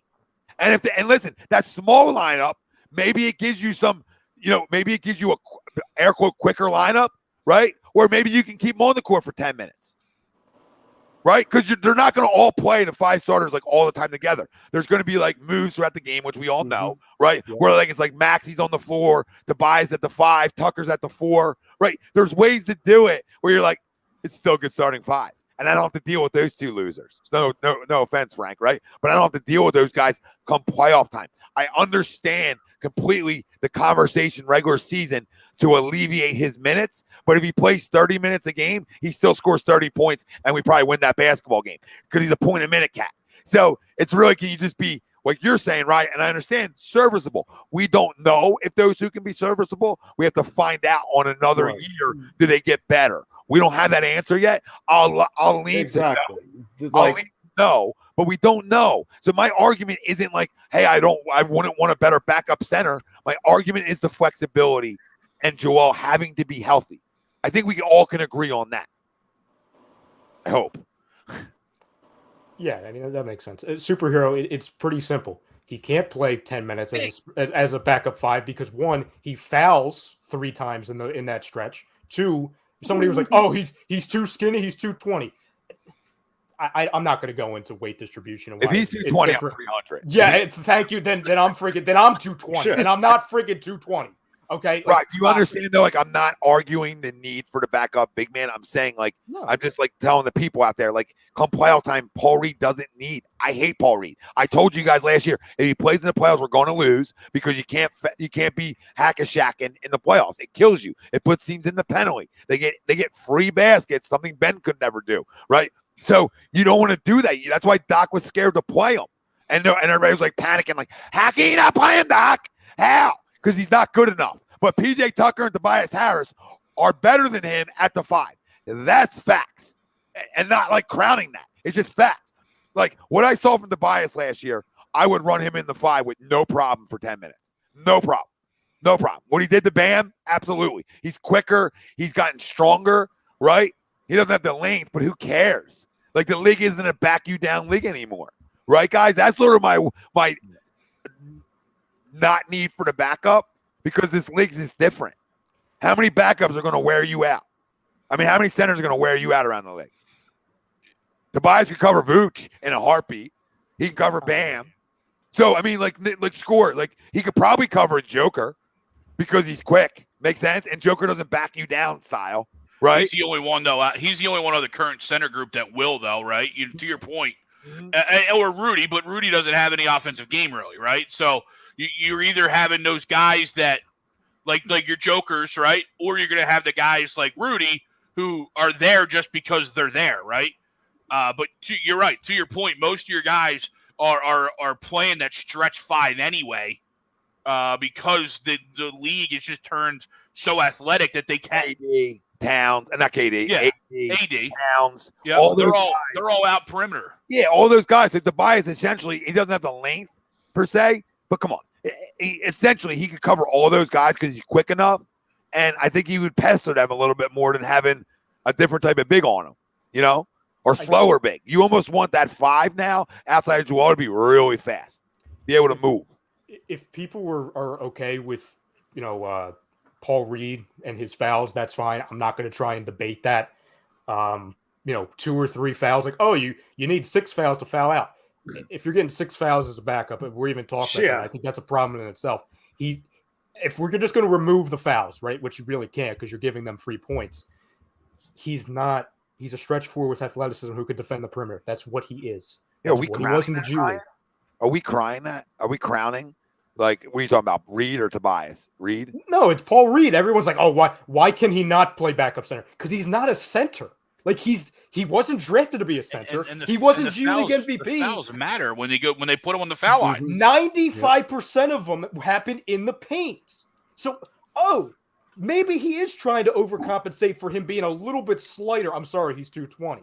Like, he's a stretch 4 with athleticism who can defend the perimeter. That's what he is. That's what he was at DePaul. He went to DePaul, right? Yes. He went to DePaul. Thank you. I know he graduated. Congratulations. Like, that's what he's always been. And now he gets to the NBA. It's like, oh, you're going to be a backup center because the guys that we have are 50 and they can't play anymore. No, that's why Paul Reed to be what he is. He's a stretch 4.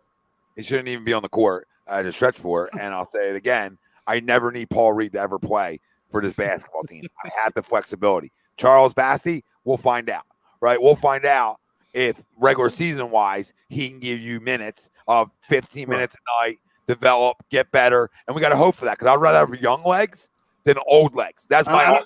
Right? And I hope for it too. I mean, I'm looking at his stats in the regular season, and a lot of those stats, that I'm seeing just came off of garbage time. So I want to see, meaningful minutes that's outside of the game against Denver, and I want to see what he does. Yeah, and that's why we drafted, a guy like him in the first place to see if he could be the guy to back up Embiid. Like, and don't get me wrong, those things might not want him out there. He might be too slow, right? Like on some of the 5s we've talked about, right? Like Bassey could be too slow for some of them 5s, where maybe you do give Reed 10 minutes. Make sense, guys? Like regular season wise, I swear by it, in the postseason, those guys won't see the floor unless they're really developed. And I'm telling you, Tobias and Tucker will play those minutes when Joel's off the court. Habib, you didn't just Ben Wallace, Paul Reed, did you? Ben Wallace is a Hall of Famer. Ben Wallace. Can we knock it off? I mean, I know everybody's a Hall of Famer in the NBA, but he's a Hall of Famer. Stop. Let's have some respect for a Hall of Famer. Don't Ben Wallace us, please. And don't get me wrong, there's things I like about Bassey. I think if he is the backup center, I think his job's going to be very easy. Literally block, rebound, and catch some lobs off of James Harden and Tyrese Maxey. I think it's pretty simple. Which is why I kind of clamored for 5 minutes. That's all. Yeah, don't do that. Like literally, your job is don't suck. Have fun. Right. Like that is your job. If you are not astronomically bad, you're going to be fine in most people's eyes in the city. Superhero. Leave Nobody's then. asking you to stay, bud. You know what I mean? Nobody's asking you to stay. If it's painful, I would have turned it off a while ago. But good to have you. And then you came in with a comment. You know what I mean? Look at you. Painful to listen to. Really engageable. Good to have you, babe. Good to have you. Anderson Varejaunis. Yep. That was painful to read. I'm sorry. I guess he's a b-ball Paul. But I mean, can b-ball Paul develop a nice set of locks like Mr. Varejao? I think Charles Bassey has the ability to give you 10, 15 minutes in the regular season. And if he's good enough, then he'll see minutes in the postseason. If he's not good enough, we have our answer, which I know that's how they'll go about it. You need 9 guys deep in the postseason, right? We have that, and those 2 guys don't have to be that. If you really look at it, right, they don't have to be that. This league is not what it used to be. Makes sense? You don't have like 5 Shaqs rolling around like that are going to back you down and beat you up. There's not around. We have the guy. We have him on our team. That's why the backup doesn't matter. Being a big guy, you almost need speed. Brandon, we're not acknowledging. I mean, I think we're acknowledging everything about Paul Reed. We've been talking about them in the backup center for like an hour, but you know why we're not acknowledging it? It's because they got smothered in a series when Joel Embiid wasn't on the court. Okay, so like, sure. Could he get better? Could those minutes help him? You know, the coming season, maybe. Like I said, like I've said, and everybody said, like those 2 guys are honestly unknowns on what they're going to become. But can we let's just keep our feet where our feet are in this conversation and circle back to the importance of our best player 1 year being as healthy as possible, please, for the love of God. Like, I don't know why it sucks, because if he's not healthy, we're just a bunch of guys, and we're solid, but we're not like good enough to cut nets down. So let's hope, guys. And I know, Chrome, we talk about it every year because that's not a 4 seed. Like we're not asking to talk about it. I don't like talking about it, but that's the elephant in the freaking room. Me and Ryan talked about it the other night, a month or so back, and it was like a poll question. I'm like, well, dude, if he's not healthy, does that even matter? Like, we don't have Kobe to pick up for Shaq. You know what I mean? Like, does it matter?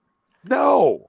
If the Lakers lose a healthy LeBron, they stink out loud. They might stink with him. But you know what I mean? You understand my point, though, Ralph. If the Warriors lose Curry, they're not going to be good enough to cut nets down. And the list goes on around the league. It just goes on. What team can lose a star player and still win? Who? Not us, because we're laughable without Joel. Love to know. There might be a couple sleeper teams that you could say, but losing a star is hard to overcome in this league.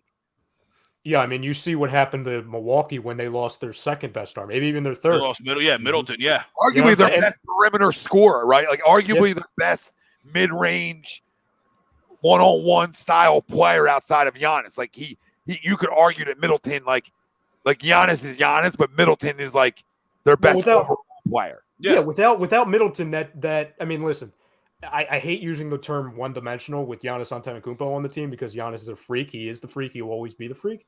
So, like, that's a pretty good one-dimensional offense to have. But as you saw, and you've seen it in the past, when Chris Middleton's not on the court or if he's not healthy, it's pretty simple what that offense is. It's Giannis starting at the top of the key and he's running forward. Yeah. And when you have Middleton and you have Holiday and you have some shooters around a Giannis, for example, you can go Giannis is going one-on-one with their best defender. If you're subbing in, I'll just say Grayson Allen, okay, because I hate his face, right? Like Grayson Allen, if you're subbing in his minutes for Chris Middleton's, and you know what I'm saying, Grayson Allen's playing a majority, if not all, of Middleton's minutes. Grayson Allen's not the threat that Middleton is scoring. So the guy who's guarding Grayson Allen, who would be guarding Middleton, is going to sag off, and then all of a sudden, Giannis is getting doubled and triple teamed. That's what screwed them in the playoffs. So to your point, that's what I don't want to call Middleton a role player because he's a multiple-time NBA All-Star, but he's like their 2, if not 3rd option on that team. Habib, yeah, there you go. Okay? Habib, are you okay? Oh, I'm sorry. What did it be? Who said we should have kept Tony Bradley? Habib, I love you. What are we? That's Ryan's boy. If Joel Embiid gets hurt, Tony Bradley has to play 35 minutes game, right? Then to just wrap it up. Wrap it up. Call it a season. It's been real, guys. Yeah, I mean, it's been real. Are we okay? I think he was the fourth best center. Wasn't Tristan Thompson there for a minute? I feel like he was like yeah, he was there last year. Yeah, I feel like he was like Tristan Thompson was ahead of you in the depth chart. Yeah, they went and got Joel Embiid is healthy. Tony Bradley wasn't a good enough backup center. I will listen. I will fire him. I will fire myself from A2D. If Joel Embiid is healthy for a full season, I promise you, whoever the other 5 is won't matter. We won't even talk about him. It'll be irrelevant. It'll be the most irrelevant position in sports. Most irrelevant, like the backup quarterback. Irrelevant if the starter's healthy.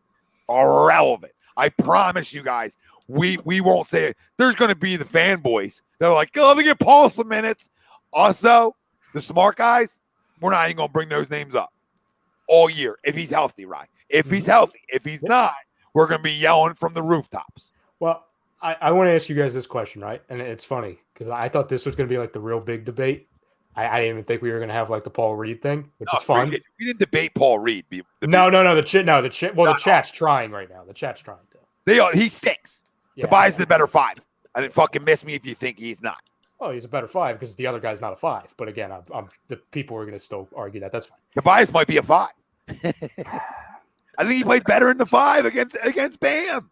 He was more athletic. He could take him off the dribble better, right? He looked better in the 5. But see, you just described something, right? That this is why I am the way I am, because we were so bad at the backup center. We now know we have tape of Tobias Harris playing backup 5. I don't need that to be a reality. Like, I wish I didn't know what Tobias looked like as a 5.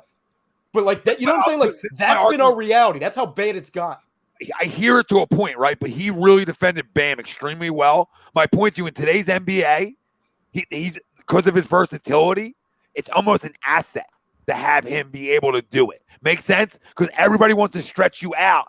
And unlike slow big man, right? He can close out on the perimeter. He can defend on the perimeter. Could he get beat up inside? Yeah, but who in the league's doing that besides our guy? I mean, you can say Bam's a really good scorer down low, right? He's a good one, right? Yeah. And he's one of those. Tobias ate his lunch. Yeah. He ate his lunch. In a big series that we ended up losing, Tobias was the best player on the court for us. So playing the 5, which is crazy to say, right? I get it. Like 10 years ago, that's a problem. Like 10 years ago, 15 years ago, I don't need to see that. I feel like we are. I feel like we are the Philadelphia Rockets now because we're talking about centers that aren't centers. You know what I'm saying? Like it's like, oh, he's not starting. Yeah, when Joel goes to the bench, it's going to be all small ball. If he's starting, that's a problem. Like, if we're starting Tobias in the 5, I'm going to sit this game out. But if we're running him 10 minutes in the postseason at the 5, I'm like, let me see what he's got. Right? I'm sitting up on the chair a little bit. Oh, I like this. We're going to be quicker. And then guess what we have the ability to do? Transitionally, we have the ability to run on you. And that's what the advantage of playing a guy like that at the 5. Houston tried it with Tucker, but you can't do it all fucking year. You can do it for 10, 12 minutes a night, but you can't do it for 48. That's the miss. Make sense? That's where you get in trouble. In this situation, I think you're better than any name that we go out and get. There might be like 1 or 2 that I'll be like, I'll take him. Don't tempt me. I'll go searching. We're not going to get those guys. That's the problem. That's why I'm like, you know me. You're Mr. Machine. I'm Mr. Like, you can only make so many. You know, do you have enough time in the day to make like 6 moves in off season? Like, I don't know. Daryl does, but Daryl definitely does. No, Daryl. Do you have enough minutes on your cell phone plan? No, he does. Bro, what are you drinking down here? And then, right, tell us your next debate. This is a little shit bottom, blueberry bikini bottom wheat ale. That's a lot going on there. A lot of names. Delicious. Room just started spinning after he said that. Open it. All those names. Yo, hit the like and subscribe on YouTube. What are you guys doing? There's like 85 people in there. Are you guys okay tonight? You're arguing that No, 3 minutes. We don't develop young players when we develop Maxey. So hit the like and subscribe. Have a little. Yeah, John, I like Aldridge 5 years ago. Are we talking about LaMarcus Aldridge right now? Oh my gosh. Tobias Harris is better at the 5 than LaMarcus Aldridge ever will be. I was going to find the court when he came back to Brooklyn the second time. I think after this whole argument, Rye Chrome, and I love it because this is what makes it fun. If we're not doing this, what are we doing? I think we're sort of here with each other through all of it, in a way, in like a weird way. I think it was a great argument, but I think if we really took this off air and sat down around the table and talked, that we'd be like, oh, I agree with what you're saying. Oh, I agree with what you're saying. I think we overall agree with what each other is saying, even though it was a great argument. Like overall, I think we came to a solution that I think we all can agree on. Is that true? Yeah, it's that Marcus Cousins. No, I'm sorry. Go ahead. Pray that Joel Embiid stays healthy for another year. Praying for that. The solution. The solution for the backup big in the playoffs, I think we have a good solution. Can we agree on that? Or are you guys two going to continue to butt heads with me, Michael? All right? You're going to continue to butt heads with me. Can you at least agree on that? I agreed that I would like a better backup center. I cannot disagree. I don't know. I mean, I got a Michael. That makes me kind of want to continue to butt heads with you here. Is that not your name? It is. He has like 7 names. I mean, sorry, Crumb. Sorry, Crumb. I love you. Right. Let's get. Yeah, I mean, the compromise is 2 things. We have to wrap Joel Embiid an even heavier bubble wrap in the past.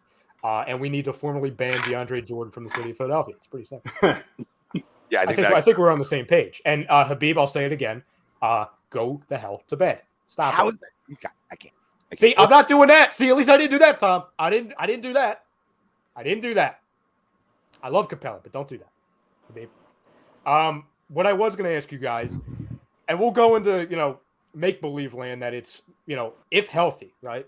We're just going to assume that everybody's healthy in the entire league. Currently constructed, where do the Sixers stack up in the East right now? Top 14. Behind. Top 3. Behind. 3. Top 4.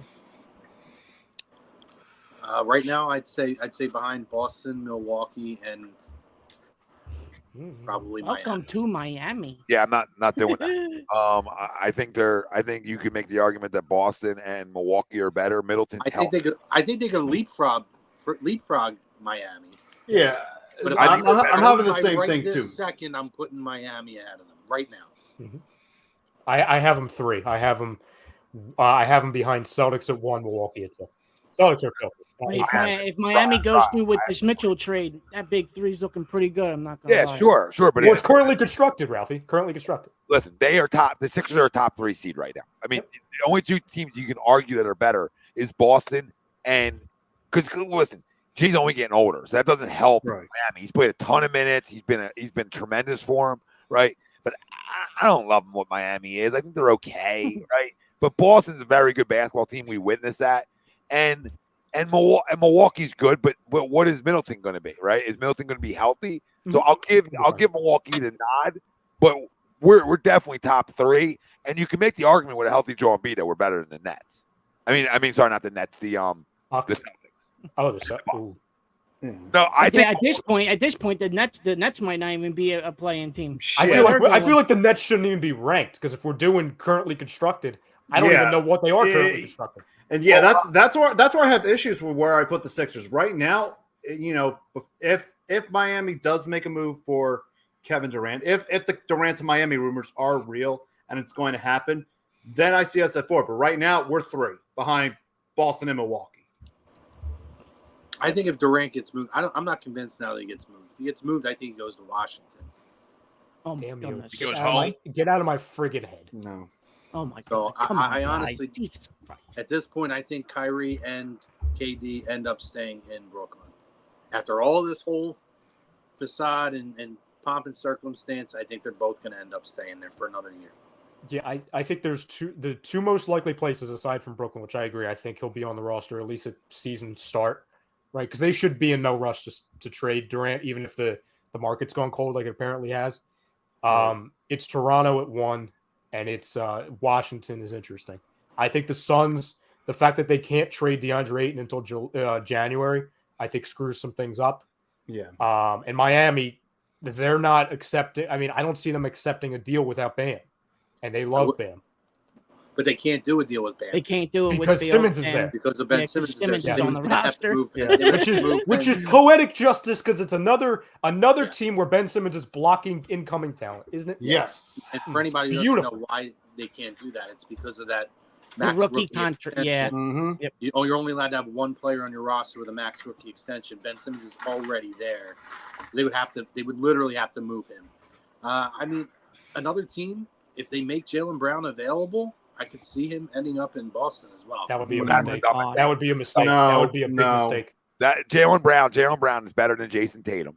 I'll continue to say that. I'll yell to whoever wants to hear it. Jason Tatum. I love Jaylen. You know I love Jaylen. Yeah, Jaylen Jason Brown's Tatum's top tremendous basketball player. 3 player in the league for me. Yeah, Tatum's tremendous. So I'm not taking anything away I from. cut all your fucking thumbs off to get Jaylen Brown on this team. Oh, it was Ben Simmons and whatever you wanted. But at the end of the day, I do think we have a chance to be better than Boston.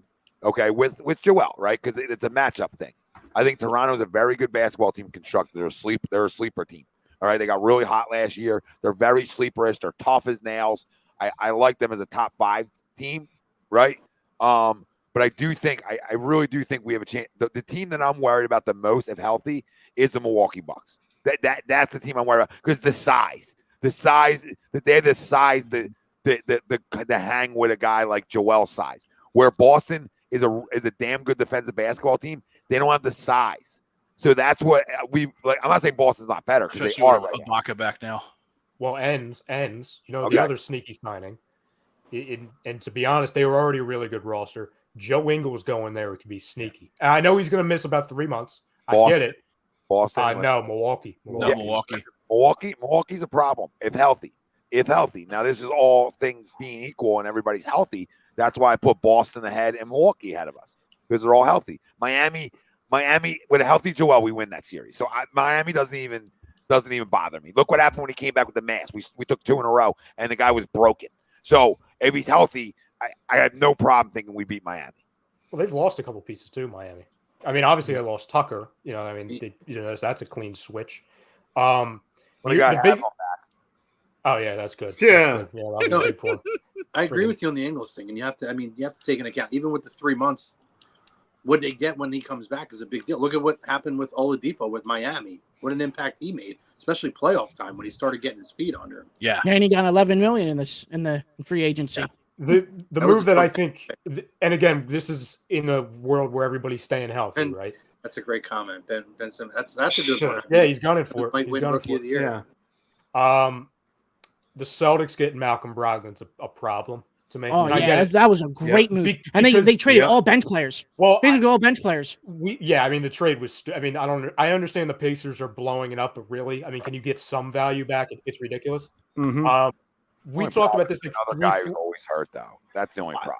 I understand that. No, I'm but- not arguing with you. Like it's sleepy. Yeah. It's sleepy. It's a sneaky move because if he's healthy, they're delicious, right? But it's like, well, is he?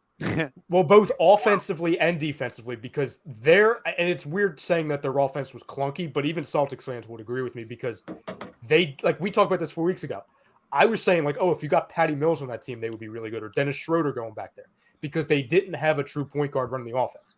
It was Marcus Smart, and the Marcus Smart, run And offense Peyton was kind of Pritchard. weird. Peyton Pritchard, he's not that guy. And then the reason why Tatum got in kind of trouble and he got all those turnovers is because he was kind of running the offense. Now that you have Brogdon, who obviously can fill it up offensively, I look defensively and it's like, okay, I'm not saying that Brogdon and Marcus Smart are shutting down Maxey and Harden, but that's going to be tough. That's going to be a tough, you know what I'm saying? Like that's a tough matchup. Yeah, Defensively. Maxey eats Brogdon alive, but Marcus Smart on Harden's a problem for sure. Absolutely. Like Marcus Smart's an elite defender. Malcolm Brogdon's a willing defender. Make sense? Like he's willing. He's solid. He's not at the Marcus Smart level where you expect him to shut you down. He can make things difficult, but the way Maxey is and how quick he is, he's a matchup nightmare for anybody that wants to guard him. And In then, my then opinion, I mean, yeah, and then the fact that they have Gallinari, who they got for nothing, they just signed him off the street, coming off the bench. Obviously he's going to give you size, and then Al Horford playing the backup 5, backup 4 role because they're going to kind of put him on ice for the playoffs. And you know what I'm saying? And then you have Grant Williams getting better. Robert Williams, who played the last half of the season on one leg, he's getting healthier. I don't know. I think that's a dogfight series. Yeah, It's it's a gonna really be fun tough. series. Can they match in the paint with a guy like Joel? They're going to be really good on the perimeter. We're really good on the perimeter. So, listen, I think these teams are all really close. I think that's what makes the Eastern Conference fun. There is like 5 or 6 teams that can make a run. I mean, you look at Cleveland Cavaliers; they're getting a little bit older now, right? They're young guys. Maybe they're probably a top 6 team. you got to factor the Nets in if KD and Kyrie are healthy. Like, Yeah. I mean, it's almost unfair to not say like, hey, Nets stink. No, they don't. Like, even with Ben Simmons being an enigma, they don't stink if those two guys are playing on the court. Now, are they a top 3 seed? I don't think so. But in the playoffs, that scares you. You know what I mean? You get the Nets in the playoffs. Like, You don't want to see them, right? Yeah. I'd rather see Milwaukee, honestly, because I don't feel this. Like, okay, can I slow Giannis down? And I think with our size, we do. Not slow. He's still going to get his 28, 30, but you guys know what I mean. Make it difficult on him. I think what's interesting, kind of like what we were talking about earlier with how Mattise Thybulle for us, he's not the X factor, but he's somebody that, could really move a series, move the needle a little bit, especially if guys at the top are either hurt or aren't doing what they need to be doing. I'm looking at the Nets roster right now. Aside from the obvious names, Durant, Irving, Simmons, if they're all there, what Joe Harris is going to be coming off of injury, I think is gigantic. Say that again, Ralphie? Ankle injury, by the way, too. Yeah, so I mean, him coming back, because as we saw when they were still the big three, when Harden was there, Joe Harris either made everybody's lives way easier, or when he went cold in the playoffs, he made everyone's lives harder. Like, him and Seth Curry, what they are is going to be the biggest dictator aside from obviously the big three guys, because they didn't have any role players really, aside from Patty Mills, who lit it up in the first half of the year. Yeah, and it's those role players that can hit that outside shot, right? That's that common theme. When Durant's getting doubled. And that common role, right? That common role that every NBA team is looking for, right? Is that spot up shooter that can make those open shots. Hey, Mattise Thybulle, how you doing, buddy? Can you be that guy? Right? That's it. Yeah, Don. I mean, and Thomas to your is actually question, a big fan. I got of up top Steve 3, but let's be real, fellas. There's the NBA Finals Sixers ticket right there. What the hell are you doing? Why are you doing So, that? all right. all this Season's conversation over, guys. doesn't matter anyway. Good night, everybody. Why do you do that? Do you like giving away money? They're good odds. I don't give a damn. Are their odds 15-1? Their odds just got tremendously worse once you That put that on sucks the for screen. you guys. Greg, We're done. thank you very much We're for done. doing that. Who cares about backup center? I don't care anymore. Who cares? We're done. It doesn't matter. What the hell? What the hell are you doing down there? How much is the payout? I put 100 on it, so 13. They're 12-1. Woo! Just to make it? No, win it. Win it? Yeah. Oh, We're screwed. All right. Good night, everybody. No. All right. Let's talk Eagles. Training camp. Hey, we might as well talk about the Flyers because they're more well run than the They're Sixers. the team that's going to win it this year because they're the only team I didn't put money on. Thank you, Ryan.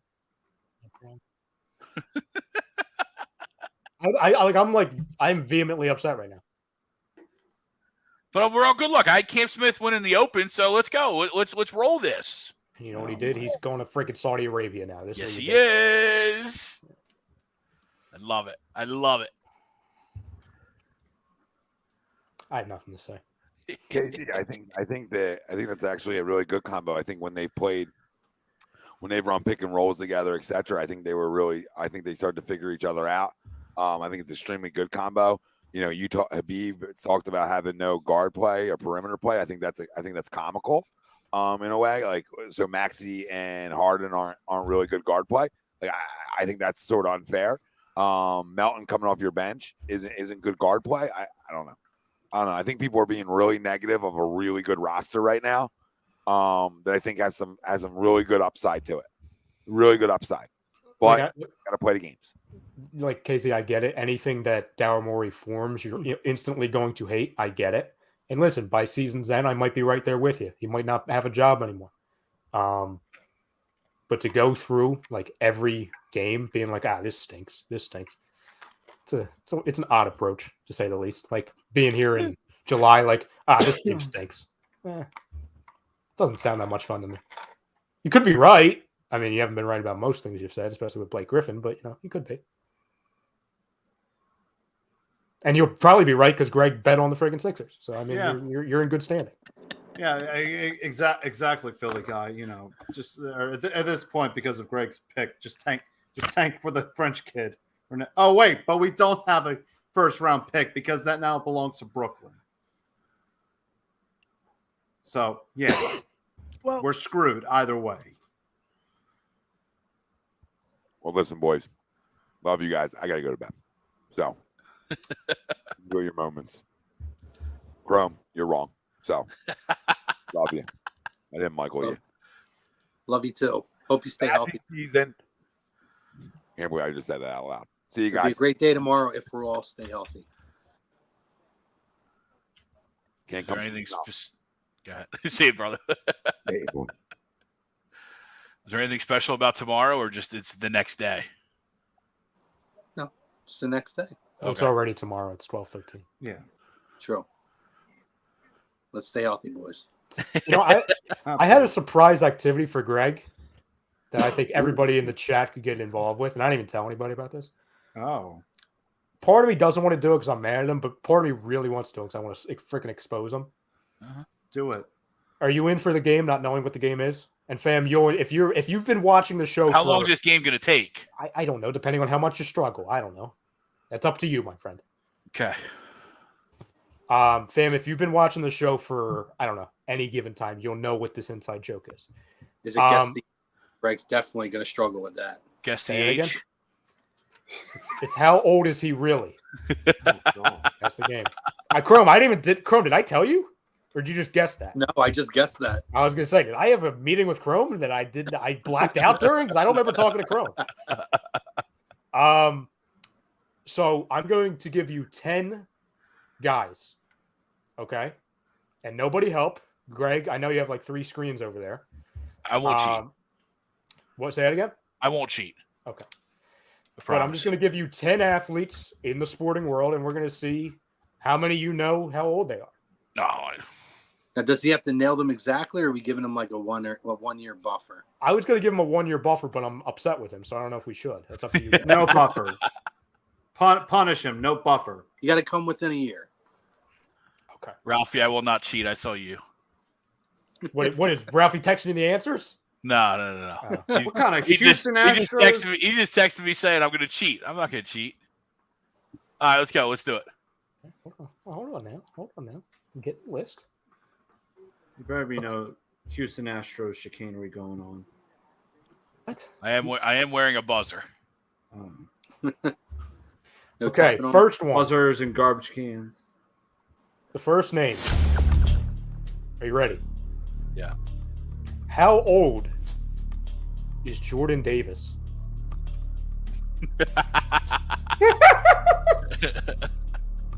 Jordan Davis is 22 years old. Bingo. Very good. If you got that wrong, I'm just ending the show. If you got that wrong. Or kick him out of the stream. Jordan whatever it Davis was. is 26 years old. I thought you were going to go 27 just because it's been a couple months that you brought it up. Well, I almost went 23 because I He's 1 for wasn't 1. sure what his actual birthday was after all that looking up.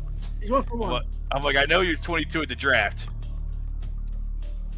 How old is Tiger Woods? Ooh. 43. You're wrong, and I even gave you the buffer. 46. Keeping tally, Ralph? I would have said 43 actually too, Greg. Yeah, I 1 had for that somewhere 2. in my- Yeah. You would have gotten bonus points if you would have said he's 46 and he has the body of an 80-year-old. Yeah, I would definitely. You had 2 options there. Okay, the next guy. How old is Aaron Nolan? Aaron Nolan's 28.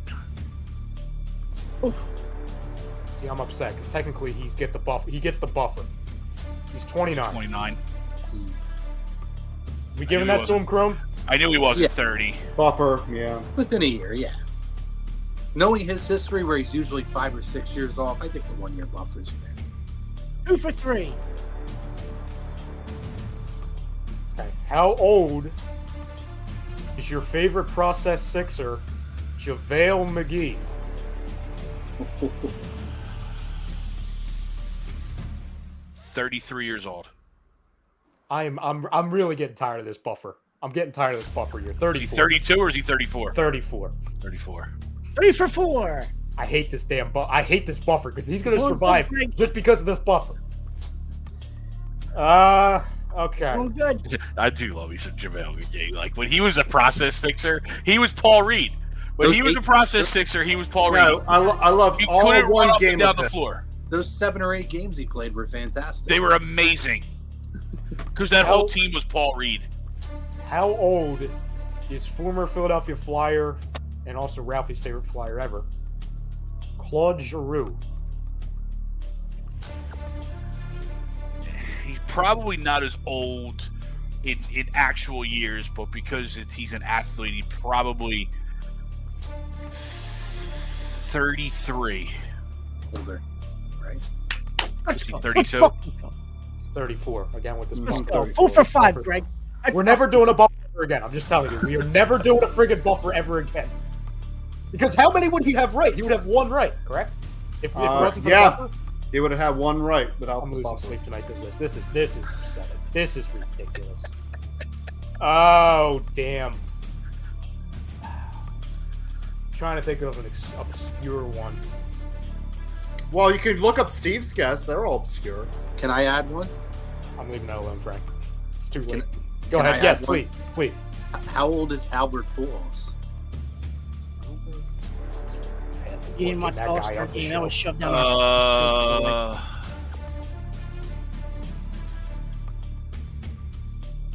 43. Get it. 42. You got the one. The one. You This is ridiculous. Let's go. This is ridiculous. Let's go, Greg. Frank, come up with one. You know obscure names. 5 for 6, baby. Oh. How old is Kate Cunningham is 20 years old. Nah. Oh jeez. I gotta go through the Rolodex. I ain't I got cheating. I got one. I ain't cheating, Casey. I mean, I'll the look buffer for might be a one. cheat if you want to call that. How old Hmm. is Jack Nicklaus? Ooh. If you get this, I'm done. He hasn't been active in like freaking 40 years. Oh, I know this is his last time going to the Open because of travel. I'm going to go 87. Oh, no! God. 82. 82. He's still a Damn. spry young guy. Okay? He's still spry. He's not 87. Who said 73? Somebody said 73. Brandon in the chat. Here's one that maybe some people should get, but I don't know if Greg will. How old is Jalen Hurts, Greg? Our QB1, as Chuck likes to say. Big year for the kid. I'm pumped. I almost said Jalen Rager, but I didn't want to say that name on the show. Well, let's see. He was 5 years in college, so that's... He's 25 years old. Nope, 23. How old is Andrew Wiggins? Ooh, good one. Well, Joel came out the same year as Joel. They're both freshmen. Joel's 28. I'll go 28. 27. All right, I got it. wasn't. Good one. To be honest with you, I wasn't sure if Canada was gonna screw me with a year. Go ahead, I Frank. know we went to high all right. school and stuff Is in this the last Canada. one? That was a good one because it feels like he's been in the league forever. Is this Yeah. the last one? Yes. Okay. Frank, go ahead. Don't disappoint me. All right. How old is Brooke Lopez? Ooh, that's a good one. Definitely obscure. Can I guess? I can want to guess. guess. Too. After Greg, obviously. I have a number in my head too. Yeah. 39. Oh, Jesus Lord. What do you have, I'll- Brian? Oh wait. I was going to go 33. I was gonna go 37. I was going to go 34. Well, Ralph is on the dot with 34. I cheated. That buffer. I love that buffer. I love that buffer. Mr. Lopez is 34. So how many did he got? What was his that, record? 6 7 or for 7? 10. 7 for 10, 6 for 10. Oh, without the buffer, he goes 2 for 10, correct? Not bad. Good job, Craig. Thank you guys. Appreciate it. Good job. Yeah, I'll say. That's a fun little game. Yeah, you should do it with other people. And Yeah, Sure, sure. Ralph, I'm glad you like games. Next week, we're going to do a game with you. How bad are the Lakers really? We should Well, like we should torture do- him with like we should obscure just do, like, Lakers players. Who was that Lakers roster last year? Really? I got Really a game bad. for Greg next year or next week. Go ahead. How well do you know teams that drafted MLB players? With their 17,000 rounds, probably. Yeah, I not. mean, yeah, that's so tough, man. I mean, I I feel- wouldn't give you like the 23rd man on the roster. I'd give you Like what team were they originally drafted by? yes. Yeah, I mean, When was Mike Piazza drafted, Chrome? If I give you 10 active players, Yeah, dodge the ask question. you what teams they were drafted by next week, do you think you could get half of them? yeah. Okay. I think this should be a regular thing going forward. Like the last segment of every show we do on Yeah. Wednesdays. And fam, let us know if you like this And idea. it doesn't always have to just be Greg. We can No. test- We can alternate. Like each person is going to get quizzed, but they don't know what the game is going to be until, like Greg did. And does So- somebody rotate hosting duties? So next week, Greg, I'm going to hit you with 10 active MLB players and who their original team that drafted them are. And then I got to come up with one for Ralph, and then I got to come up with one for Frank, and then all that stuff. What'd you guys Who think would of the want- All-Star weekend? this KZ, week? I like this, KZ. Good question. Who would you want on your team, Ben Simmons or Russell Westbrook? Paul Reed. Ben Simmons. Not even a Reed. question. Yeah, I Yeah, hate to Ben say it, Simmons. but as of right Ben now, Ben Simmons. Hey Ralph, how about you, buddy? And Simmons. Yeah, Chrome, you wanted to have a debate about this. I feel like I saw you fighting in the comments over the weekend. Oh, I wasn't even going to talk about that, but Well, listen. I mean, nobody cares about it except for Philadelphia. Except for the I don't know, the 500,000 people that were on our post the other night. Yeah, I mean, it's only Philadelphia. It wasn't even talked about nationally. Nobody gives a shit. No, and so I'll peel back the curtain for everybody at home and for the other And people on again, the show. There's no actual proof. It's somebody counting, and it looked like a home run to them on one of them. It's a little fishy. It's a little fishy. Yeah, so they fucked Schwarber on that. Yeah. That's crazy. So I sent Chrome the show lineup a couple hours ago, and Chrome just slides in. He's like, "Do we have any time to talk MLB All Star?" And I'm like, "This guy, I know what you're doing." And I'm like, "If we have time, I'm sure there'll be some time for it." So I don't know. I saw you arguing for the pool. Didn't watch a second of the last 2 days. I last night sucked. Last night was Didn't watch a second. I stopped watching after the fourth inning. To be So honest, you doesn't even watch the whole game.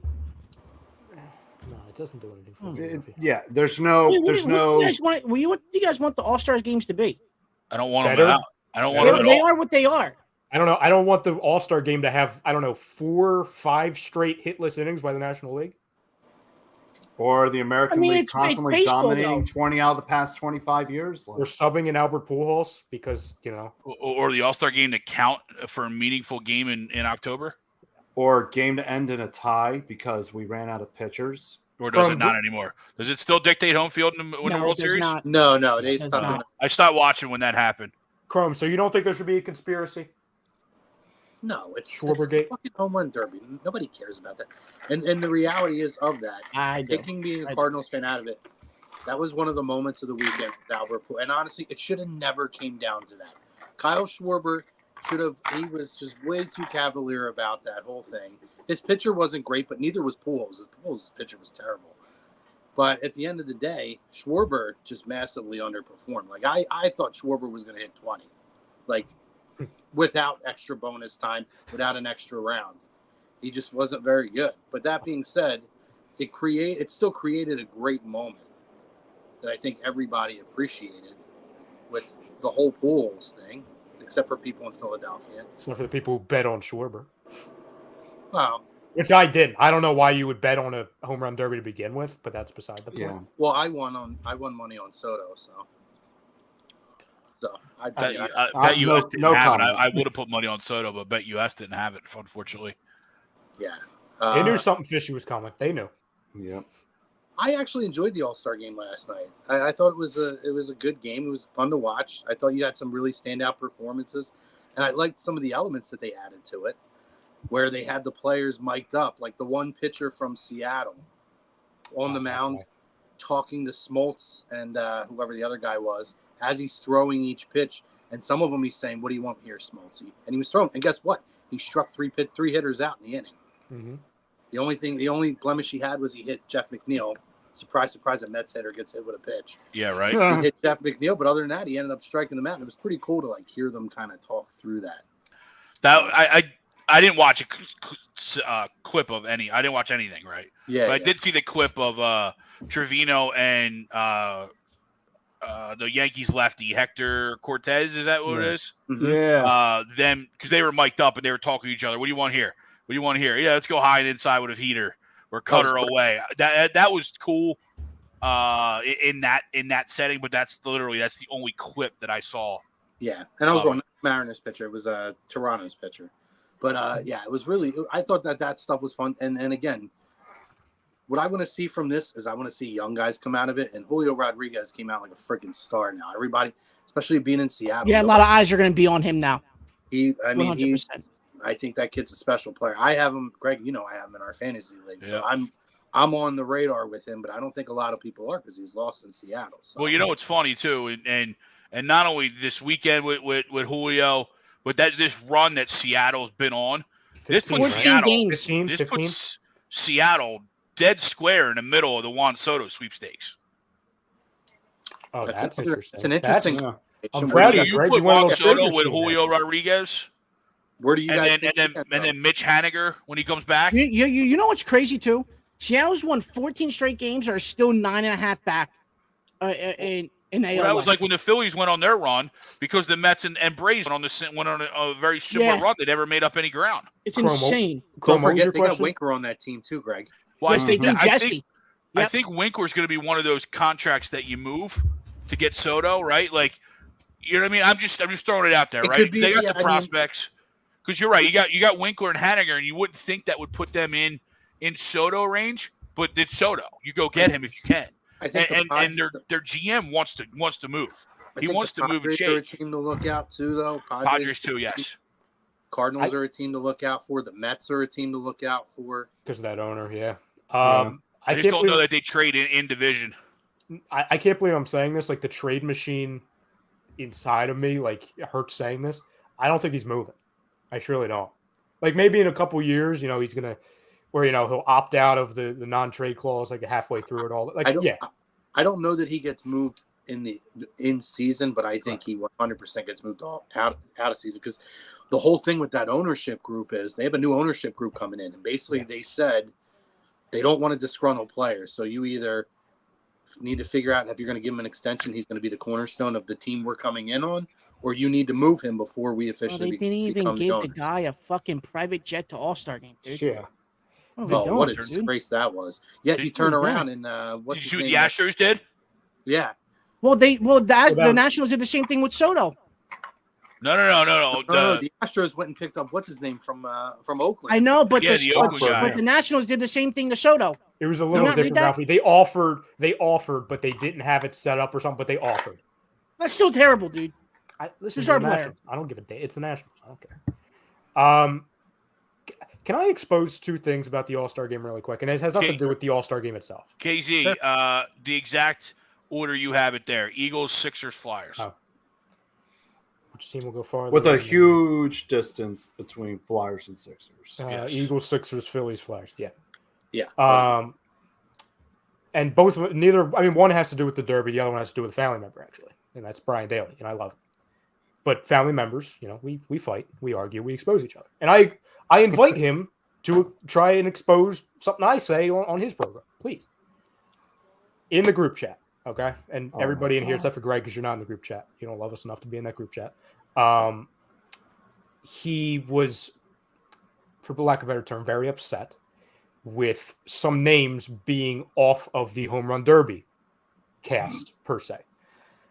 He was saying that it for lack of a better term, sucked. Wasn't happy with the Pujols thing, which I can get, but if you pay attention, you know why he was in there. Same reason why Dirk Nowitzki and Dwayne Wade were in the NBA All-Star game about 3-4 years ago. It's what they do. It's fun. And quick side note, I like that MLB did that to where they have basically on each side a legacy pick for the commissioner. I don't think there's a problem with that. It doesn't affect an extra roster spot. You're not giving them the 1 seed. You gave them the 8th seed. Yeah. It's fine. It's a storyline. MLB Well, I was needs. talking about the actual All-Star team, but in that, yeah, Oh. no, absolutely. And honestly, that drew more eyes on the home run derby. Yes. Especially the nostalgia people. Absolutely. Absolutely. And it's a storyline. Like MLB needs storylines. But like I told him, like, Dales, who do you want? And he brought up names like Mike Trout, and I said, well, Mike Trout, he's been eligible for 10 years, and guess what? He's been in 0 of them. So I don't know why you're expecting somebody to do It's it. like, in it's year like you're 10. expecting Opted LeBron out to of the- slam dunk contest. That's exactly it. That's correct. And he opted out of the game. He's not even, was he even there? Oh, yeah, he was there with the kids. No, he was there, but he opted out of not playing. Yeah, so Yeah. why is he? So what was I heard, he? And he claimed injury, so it's not like he's gonna hit the home run derby and then be like, "Oh yeah, my back hurts, I can't play tomorrow." and listen, I think you could do way worse than having the home run leader in the NL, Schwarber, right? And Dale's is a Phillies fan, so that's a Philly that you're going to root for, a hometown guy, or at least you're a home team guy. Juan Soto is a good player. He's going to make apparently like $800 million, so that's a pretty good name. Ronald Acuna, I've heard of him. I think he's got a good future. You know what I mean? Yeah. Like I could keep going. There's a lot of names. Oh. You named 2 superstars in the 3 that you already named. Yes, and I can keep going. Yep.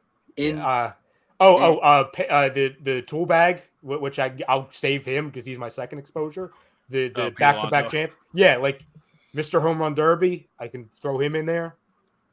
I'm And then blanking and then one of the best rising. So the other thing that these guys need to want to do it. well, that's Like, and like that's they what I was saying. they offered out to just about everybody. I'm sure it's going to be on the All-Star game, and they need to want to do it. A lot of these guys don't do it because it messes up their swing.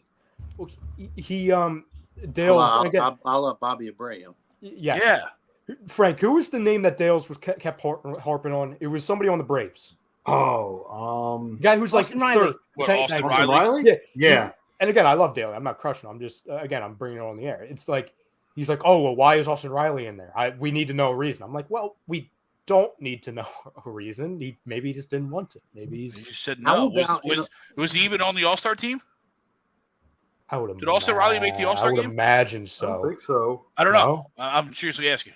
How about what Major League Baseball did and they got it right in terms of the home run derby is for a league that doesn't market its superstars well enough, they managed to market the future in this game while showing that they pay respect to the legends of the game as well.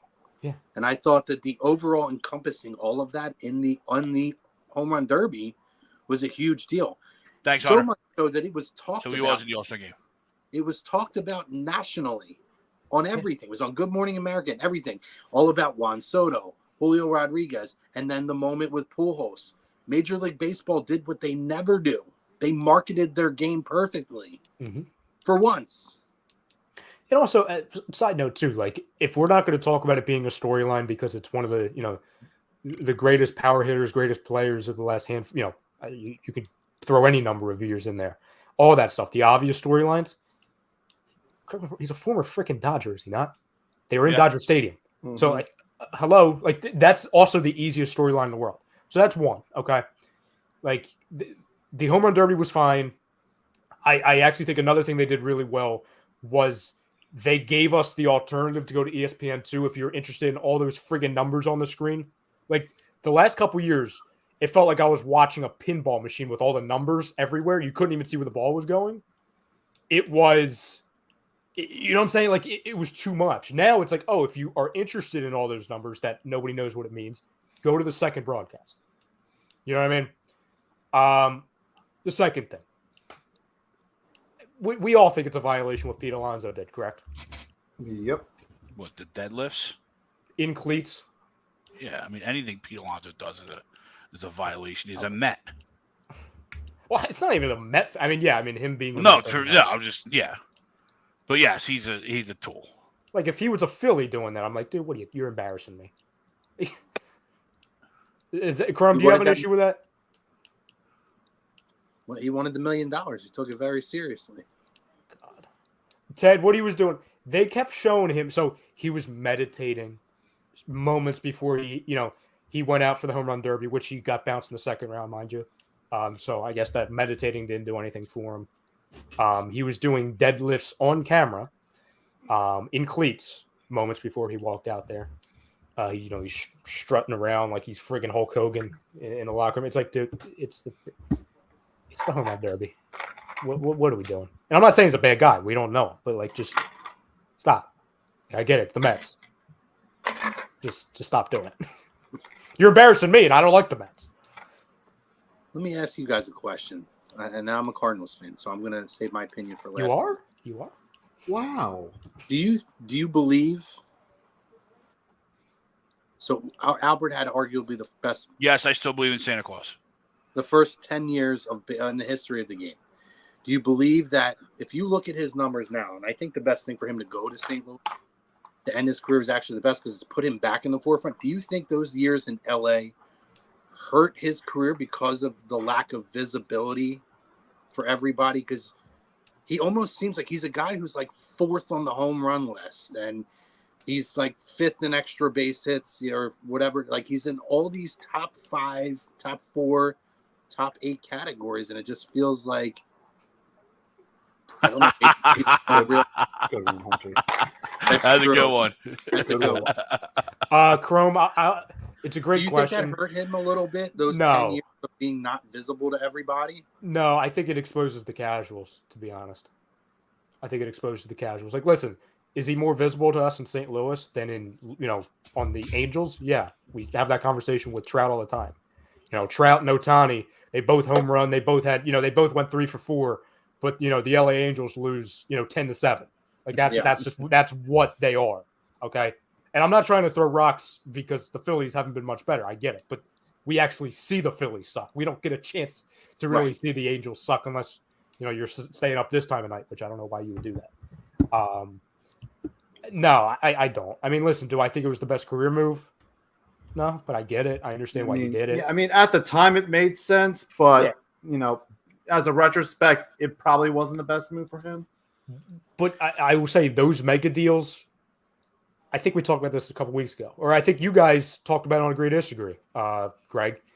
Like, how many guys, when they take those mega deals? Yeah, Wilson brought this up. Yeah. And I said in the chat, like, who was the third baseman on the Nationals? Like, I'm blanking on his Rendon. Anthony Rendon went to Los Angeles. I feel like I have not seen him. Same thing. The Angels. Yes. Yeah. I completely forgot about him. He's been hurt. Yeah. He's been hurt. I feel like it's been a year and a half since I've seen him. Yeah. And he was right up there with, because that was the same offseason as Machado and Harper, correct? Yes, it was. So it was literally the big three. It was Machado, it was Harper, and it was him. And I remember all the talk being more focused on Machado and Harper. And I completely forgot about Rendon. Because back then, and it ended up being true, it was, hey, is Rendon a one-hit wonder? Well, we now know. Yeah, it looks like it. But no, I don't think people should be taking that away from him because he's done too much good to outweigh the bad. And you know what? Like, Kerm, I get where you're coming with the premise of the question, right? But it's not like the premise is I wanted him to stay in St. Louis because there's no question. Yeah, no question about it. There's no question. You knew me then. Back then, I said this is the best thing for them because they're going to be able to pay guys like Wainwright and Yachty. So I was okay with that. He went and got his money, right? He went and got his money, right? Hey, no one's ever going to blame you for that. Right. And it's not like he put up numbers pedestrian out there, right? It's not like he was like when he was with the Dodgers, right? That stint when he was with the Dodgers, obviously, when his like now, right, when his career's over, he went out there and still put up numbers almost all the way up until the last years of his contract. Probably 2 or 3 years to the end of that contract, he was still a legit threat in that lineup. Up to 2015. By when 2016 rolled around, he was hurt the whole rest of the contract. Mm-hmm. But he was still, but he could still swing it. He was putting up above average numbers for sure. But he was still a threat there, right? You still didn't want to see him, right? Regardless of that. And then yes, towards the tail end, he's gonna drop. Yes, no question. But you can't blame the guy, and you can't let that tarnish.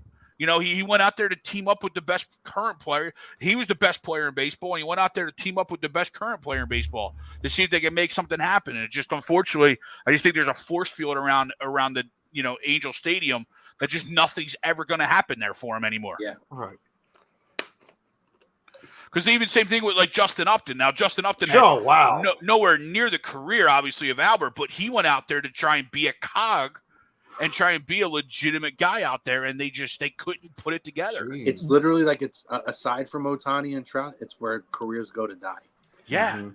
Who was the player? And like I'm really testing my memory one because it's this. You know, Josh it's Hamilton? no. That guy. I'm not going to finish the rest of the sentence. The guy who went to the Orioles on a big deal. Was it And Chris just- Davis? That's Chris correct. Davis. Chris Yeah. Davis. Correct. Another example. Yeah. And Troy says that Rendon was 2020. I got you. Either way. Yeah, I completely forgot. When you really look at like the list of the $100 million plus contracts, $100 million contracts that guys took over history, not many work out at all. No. Nope. Not many work out, even close to work out. Anyone else have anything before we wrap up? Nope. Good. Oh, for 54. I The forgot. Sixers are still a better run team than the Flyers. Yeah. Who said they weren't? Who said that? Jimmy. Yeah, Jimmy. Come on, Jim. Come on, Jimmy. Jim hops on a new show today, and look what happened to him. I know, and it was very good. I like the combination. They do a of good those two. job. They do a good. They good did a job great on it. job. He didn't do a good job with that comment, though. Yeah. I'm gonna hold it against him, just like I hold it against Daly. Yeah. Ralphie, real quick question, because I feel like I'd be remiss. I mean, I got to be more respectful. I asked where the Sixers ranked in the East, where the Lakers currently rank in the West. I would be. I mean, Right now? who would I? Yeah, currently constructed. So Westbrook is on the team. What's going on with Carter Hart? Top 6. You think they're a top 6 team in the conference? Hold on. Yeah. Oh, Right now. good. Huh? See, this is why we stay. Oh. This is why we stay on the air until 1 a.m., fam, just in case. So is this from his tail chasing? Apparently. What happened? Is it on air safe? We'll just say allegations. Ooh, he might be on that. He might be one of the names, a part of that Canadian junior hockey league. Yep. Jesus. Which Guys. we have been saying this, and I will say it again. That dude has been nothing but chasing tail and not keeping his fucking focus on the games, and we know this for a fact. Ask me if I'm surprised by this. Ask me if it's true. It's speculation right now. Ask me if I'll be shocked if he's included in this. I'll keep it as jaded as possible. Okay. Chrome, to your point with the tail chasing, been chasing, let's just say, a very good friend of mine in the Snapchat DMs for about a year. So Yep. You're 100% spot on. Yep. Come on, We know that same friend. Right? No. Or is it another friend I know about? Okay, well, then Wow. DM me. No, you don't know this friend. I know 2 people he did that to. I mean, without the allegation, without knowing that, that's obviously terrible. But I'm not gonna blame a guy for going, haunting on Instagram or Snapchat. No, we're not doing that. We're not doing that. I'm staying out of it. I will let the investigations do itself. And Frank, we're not. Chrome and I aren't saying that it's 1 and 2. There's nothing. There's no correlation. I know. Chrome, DM me the mutual friend because I have no idea what you're talking about. Oh, I think I know. Never mind. Ted, that's the only way we're going to get back in the Connor Bedard sweepstakes, though. You're right, because John Tortorella didn't sign up to be a number 1 pick. Anyway, you said Lakers 6th. Yeah, top 16. I asked Ralphie before we signed off and before we got the Carter Hart breaking news. Since we did, where do the Sixers rank up in the East? Where do the Lakers rank up in the West? You have one, Greg? Not top 6. No, not top 6. No, I really don't know. I don't know the rosters after everything West right now. Do you want mine, Ralphie? Go ahead. Where do you think I have him? 11. Close, 10. Huh. Yeah, playing. Okay. That's currently constructed. If you get Kyrie, I might bump you to a 7. Can't wait for that to If we're drop. feeling, wild. We get do you guys get Drew League LeBron or what? Like, Yeah. Oh, Well, no, they're photoshopping over there. That's embarrassing, Ralphie. The Lakers Nation over on Twitter, they are photoshopping photos of Kyrie and LeBron together in the Drew League. Oh, That's how desperate it's they actually are. a pretty good Photoshop picture. It was but- very well, good, but it makes very me think good. you spent 2 hours on that. How we doing? Fam, before we get any more breaking news, and we're on here until 2 a.m., we'll sign off here. Greg, I just want to preface it while I'm pulling up the sponsor. I'll never, ever forgive you for that. Just hold up the bet slip again. It's a perfect transition into our weekly sponsor here on A2D Wednesday nights. you go Sixers. Nice. Yep. Fam, if you want to bet responsibly and not do what Greg just did with that bet slip, use BetUS. They're a leading online sports book that have been in the market for over 25 years. You could bet anywhere in the U.S. on everything, except for if you're Greg Milokovic and you're betting for the Sixers to win the NBA Finals in July on the show, right in the middle of a good conversation. He does that to us. All you got to do is use the link that's pinned right in the description, or for 125% sign-up bonus, you could just go and use the promo code A2D. It's that simple. Almost as simple as ruining our hopes and dreams if you're Greg Milokovic. Mm-hmm. Also, Ralphie, you're awesome according to Thank Philly you. Insider Podcast. And I Don appreciate Don, I more so agree with him. I'll just leave that there. Hey, man. Don't be mad. It's all right. I don't think he's mad. I think he's honest. Yeah. I'm glad that I'm in your mind, Don Don. It is what it is. Run free. He does have a point. He does have a point, Don. For Ralph Delavecchio, for Frank Vespi, for Greg Milokovic, for Michael Chromiak, for Tom Arnone, I'm Ryan Brodo, and for Paul Reed and Charles Bassey. Just because that they're going to be our future pretty much. Stay tuned for the rest of the shows all throughout the week. We've got Pro Fan Talk and Birds of a Feather tomorrow. It's my flu game, Frank. I'm surprised I've lasted this long. And again, if you don't need me to remind you, just hit the notification bell. That way you don't need me to try and remember what shows. And we are 2 weeks away from the MLB trade deadline. Brian Reynolds, please. Thank you. Brian Reynolds. Noah Don't trade Syndergaard, the you farm. are a Philadelphia Philly.